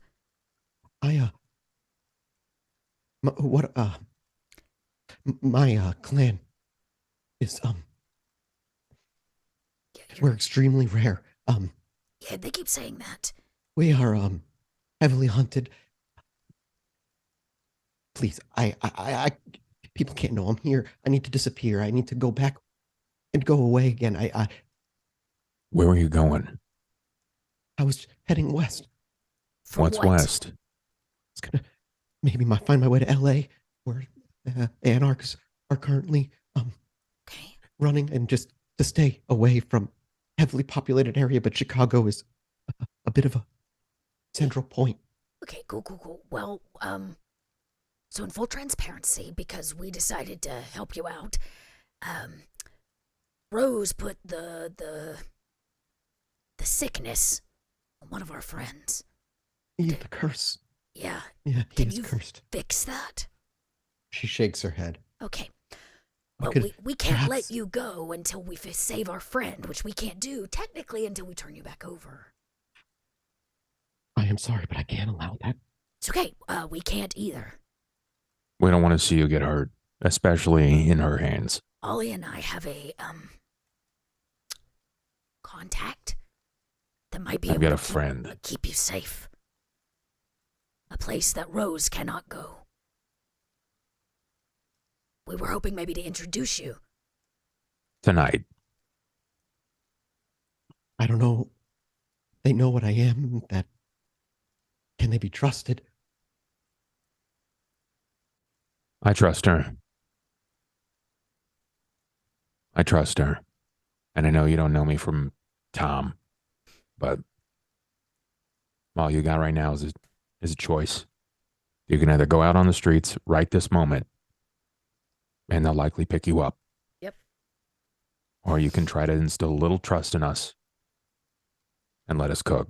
So, here's what I need. We're gonna change clothes, okay? I need you to not look like the way you came in here. Ollie, Grant got like a ball cap or something? Yeah. Okay. And we got a lost and found. There's all kinds of shit in there. I'm, usually don't rock the short do, but as you can tell tonight, I'm gonna be posing as you. Okay? Yeah, yeah. Yeah. I appreciate not attempting to, I just thank you for treating me normally. Well, yeah. You know, we all got our flaws. When I get angry, my ears get fuzzy, so, a third eye's really not anything big. Yeah, and I don't have lips, so it's cool. We're all just doing the best we can. Three of us together, we got basically a normal face. And if it means anything, I have a feeling that we share a mutual enemy. Maybe. Do you know where she was taking you? No, I don't know. The city's wounded. Right. Right. Well, ladies, I'm going to turn around for a little courtesy here, and I need you to chop and change clothes. Yeah, okay. And the exchange Yep, happens. the exchange happens. Dakota grabs the, bloody wraps and tries to kind of remake what she had, covering the majority of the face, the blood stains, the whole 9 yards. I'm going to get some, like a t-shirt or a coat, a jacket, some shoes, just anything I can find lost and found that might look like it'll fit a woman of her size. And you're easily able to do so. You find what you need. In the meanwhile, as you're kind of getting things around, she will offer, while I am unable to cure him, I could ease the ailments, the physical pain that he's suffering. Really? Ollie? I would prefer the privacy while I do it, but I could. What's he suffering from? Physically? I do not know. She just gestures to where the pile of vomit was. If he is feeling pains, I can alleviate that. I just cannot cure him. All right. Well, please don't hurt him. She shakes her head. No. If you allow her to, she will go into the room and she'll be there for like 30 seconds to a minute before she steps back out. And nods. All right. He will feel, even if death was to come to him, he would feel fine. Well, that's very kind of you. Thank you. So the plan now, I as Ollie, what was your name again? You can call me Val. Val. Okay, Val. You had a lot of piggyback rides? She doesn't even really respond to that. I'm going to need you to stay real close to me, all right? I'm going to need you on my back, like monkey on my shoulder, kind of like real tight. I'm going to go into a real dark place that I'm familiar with. And I'm going to be moving. I'm going to move real fast because I don't want to be found down there. I don't want you to be found down there. But we're going to move quick. And when we come out the other side, I'm going to introduce you to a pretty awesome lady. She's interesting. Don't be surprised if you find her naked. It's kind of her way. She very, as I just have done, I just very subtly nods to all of this, but doesn't verbally reply. So just prep up, hold your breath, make sure you got no loose change or anything that's going to make some noise, and we're going to move. All right. Hey, Ollie, remember old Bradley that wanted to help out? Maybe he could drive the van. Yeah. Maybe you might want to see how intoxicated he is, because I did provide a couple extra beers to the Okay, table. well maybe since I'm wrapped to look like her, you can go out front and grab us a driver, and I'm gonna get Yeah, Grant I in got the you. van. I'll just find one of Ava's goons. Yeah, I looked to Val and I'm like, stay here. She sits and nods. So yeah, I'm gonna make it seem that I'm kind of her and I'm helping Grant into this car. I want to be seen on the street making a little bit, put Grant in the back of the van, and then I go back in to meet Ollie. Okay. And Grant is feeling fine, actually. He's up and peppy and feeling totally himself. And then you make your way back in. Oh, can he drive then? Quickly. I thought he was He too. could. Oh, Grant. No, he feels great. Then I peeled mess with him like, Grant, it's me. Yeah. Yeah. Hey, I how's it I going? need you to drive this car. Yeah, sure. I feel great, by the way. I don't know what she did to me, but I think I'm better. For now. Just trust me. Get in the driver's seat. Yeah. Oh, okay. And he's just kind of confused, but gets up and Yep. can I bring my shotgun? Just hide it, please. Yeah, I'll put it onto the seat. And he slides it onto the front seat of the van and he pops into the seat. I wait to see maybe from the door like a signal from Ollie or something like we're ready to go. I guess we don't need one of Ava's goons. And I will try to kind of act as sporadic as the woman so that it's a bit convincing. Yeah, that you it's do not your Dakota. best to do so. Feel free to give me a Oh, no. manipulation performance roll. A performance roll. Manipulation Right back. performance. Yeah, please take him out. This is important, so I'm just going to go ahead and use that willpower. Okay. Manipulation performance. Y'all. Oh, God. Okay. Well, I do my best. You do your best. And you know what? Maybe it's good enough. Who knows? We will wait for Bub to get back before we do some scenes. Because you're going to have a drive that is relatively straightforward. Yep. You will obviously be noticed. You'll be being followed. Great. Perfect. That's what I want. And I'll probably do something like tell Grant to like keep a distance where they can follow us. And then I would say we wouldn't park right on the like corner where the entrance is to the junkyard. Like we'd park a block out. No, yeah, right? you'd probably so that park a bit out. We can be seen on street. He can be seen like kind of carrying this woman and those kind of things. So Absolutely. That makes let's total sense. set it up for success. Oh, boy. Oh, this is going to be a mess. I'm excited for this next bit.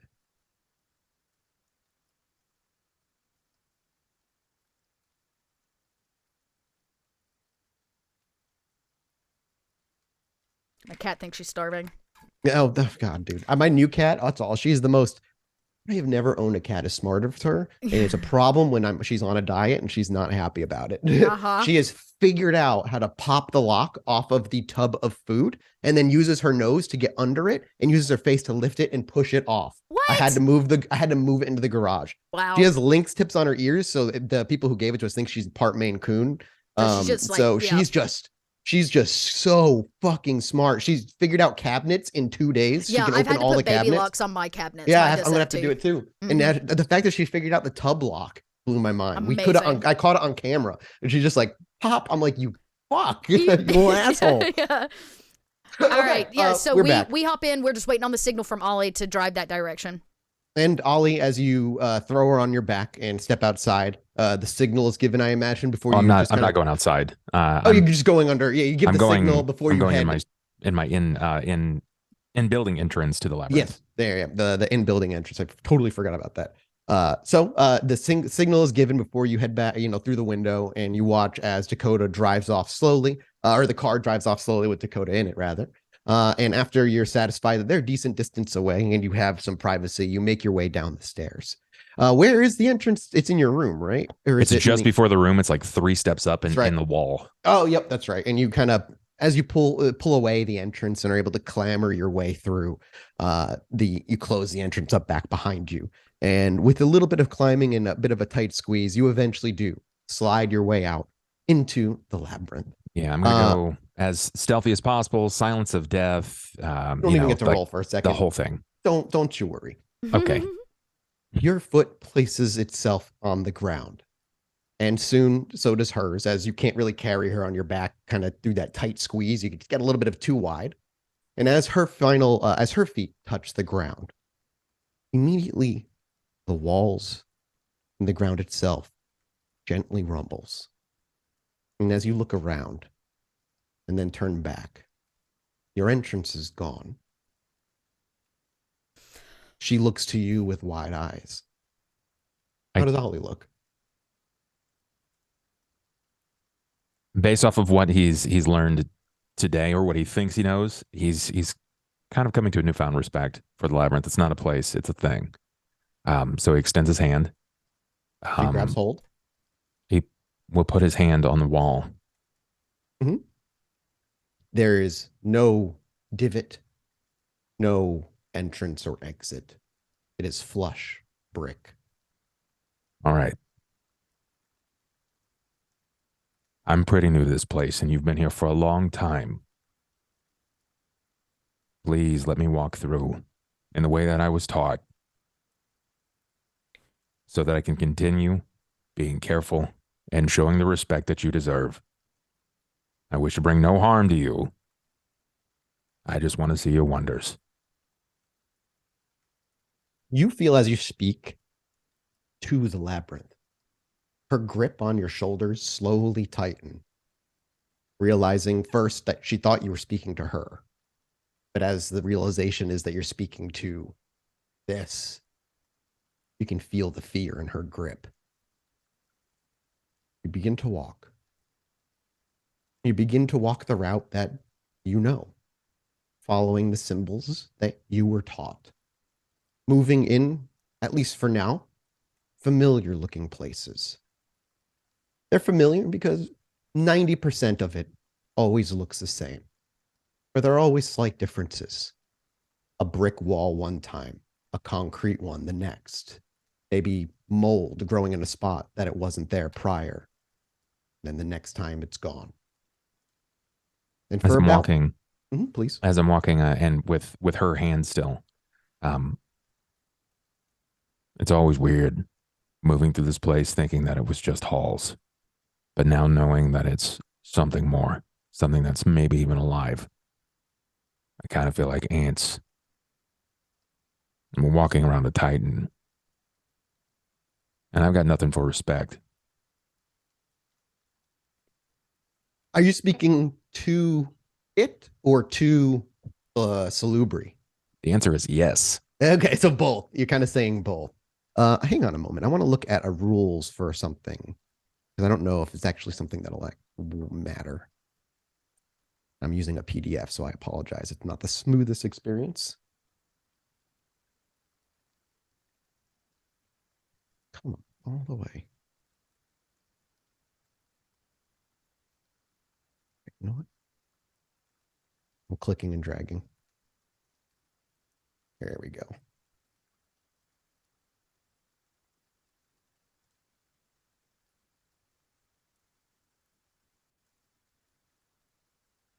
No, that won't do it.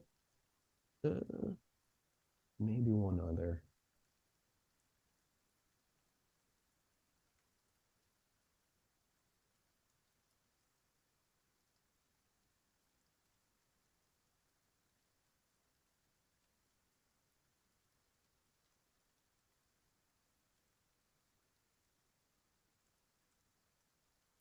No, nothing here. Okay. You speak out loud, and as you said, you're speaking to both in a sense. Yep. And the walk would continue, but after that, maybe another 2 minutes pass.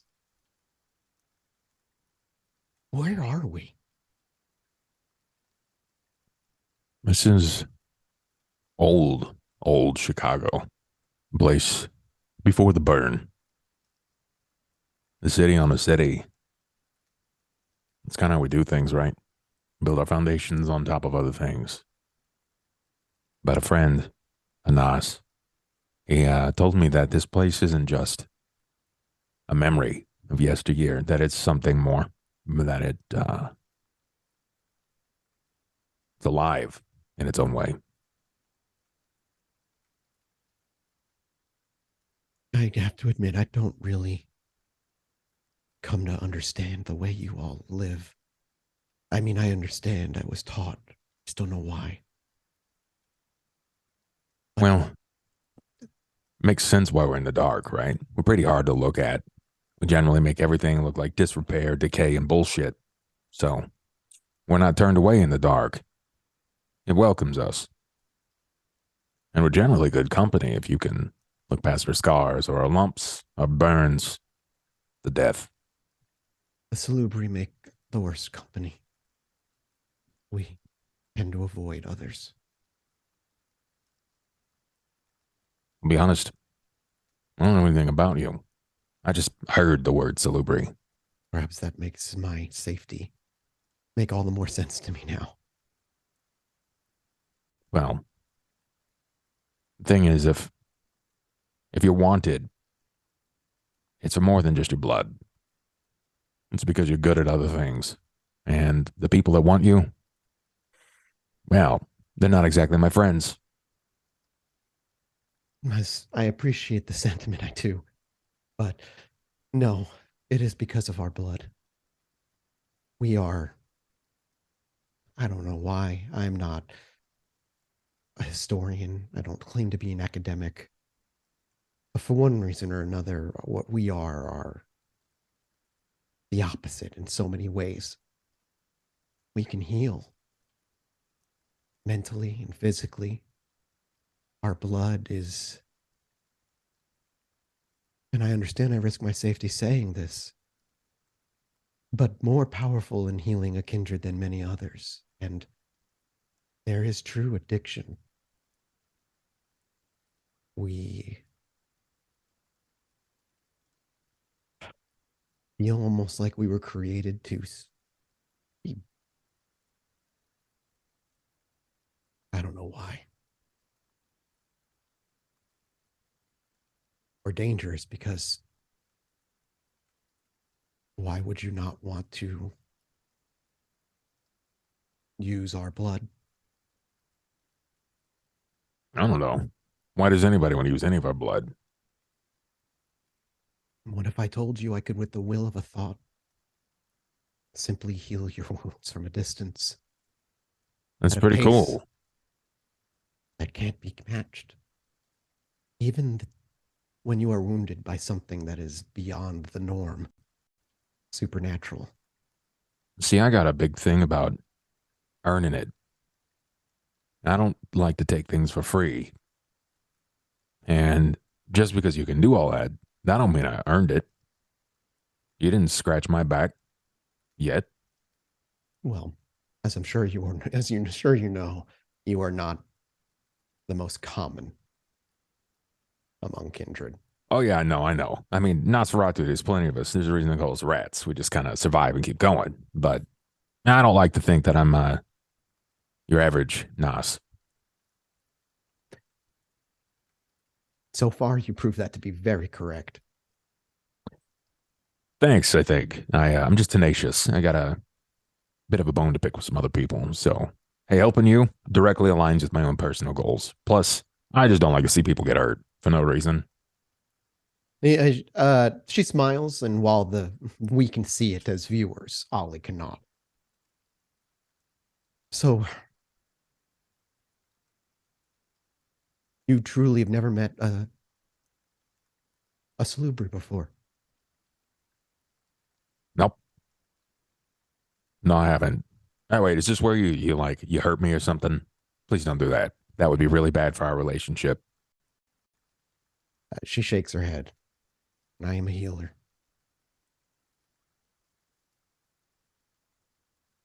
I was given the option. What I wasn't informed of was the ramifications of becoming what I now am. It wasn't shortly thereafter that my sire perished. And part of me thinks she turned me because she knew somebody was coming for her. And maybe she wanted her to pass down her line or something. I don't know. I've thought about it for a long time.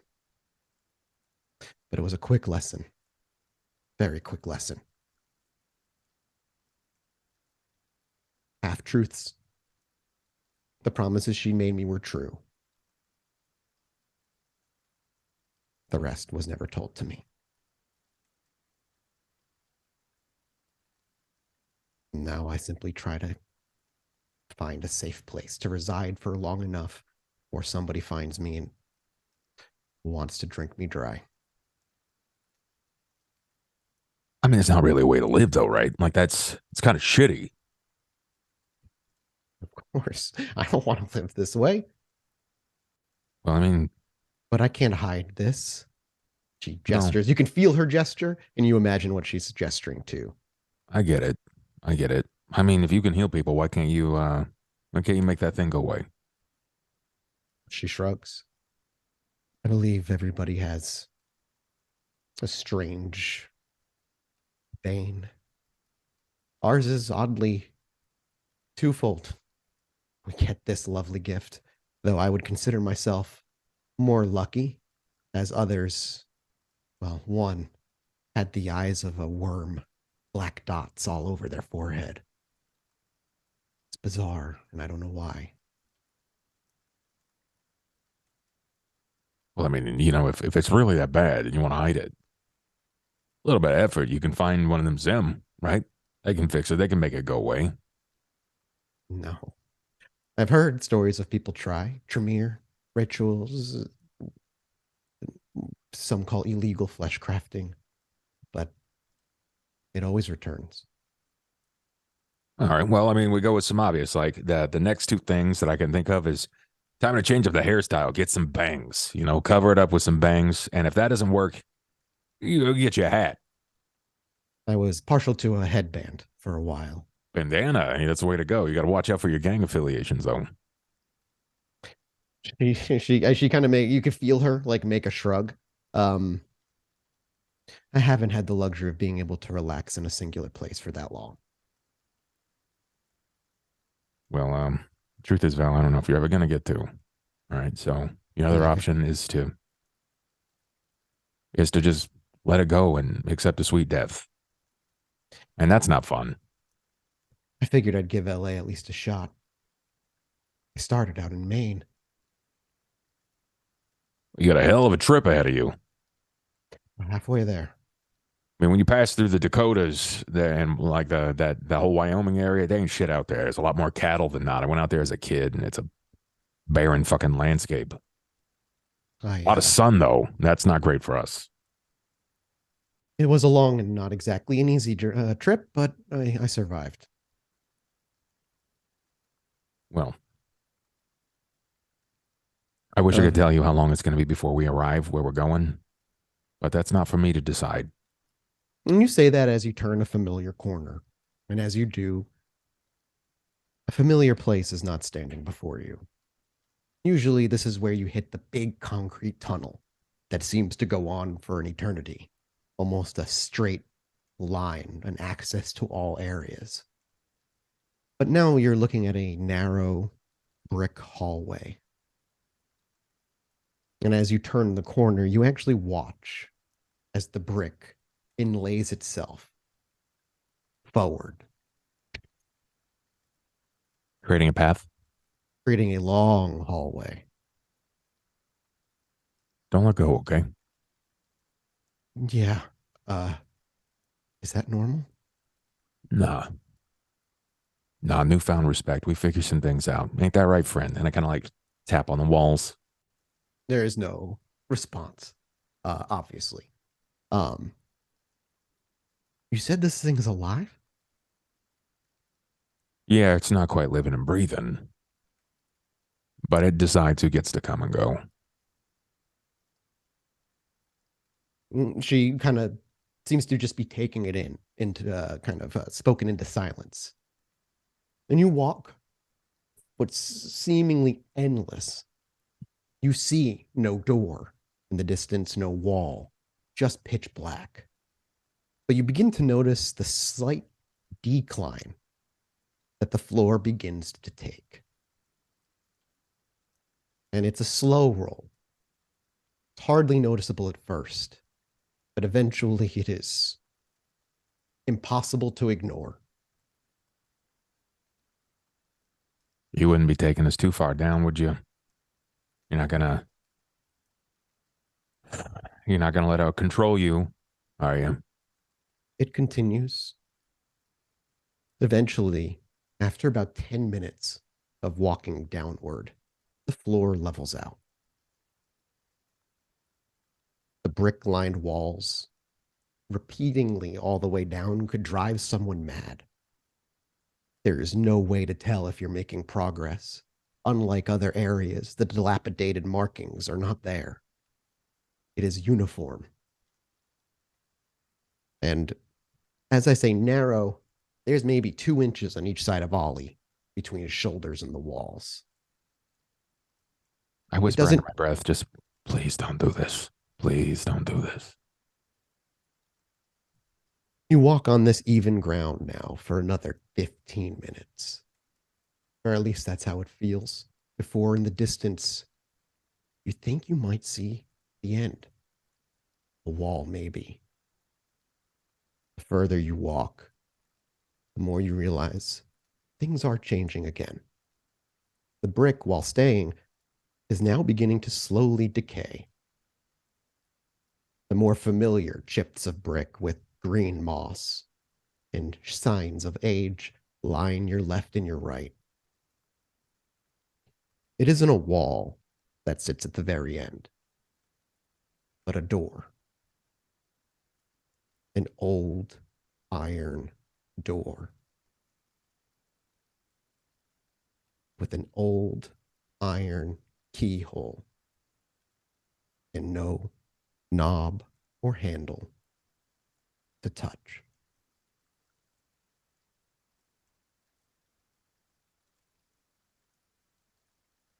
Ollie looks at the door for a few moments, I'm sure, before he recognizes or even connects the strings. While you may not have it on you, you've held something that may fit this for a very long time. It sits at the bottom of your chest, wrapped in cloth. And we cut to black. And we'll be back next week, everybody, with the next episode. Goodbye, everybody.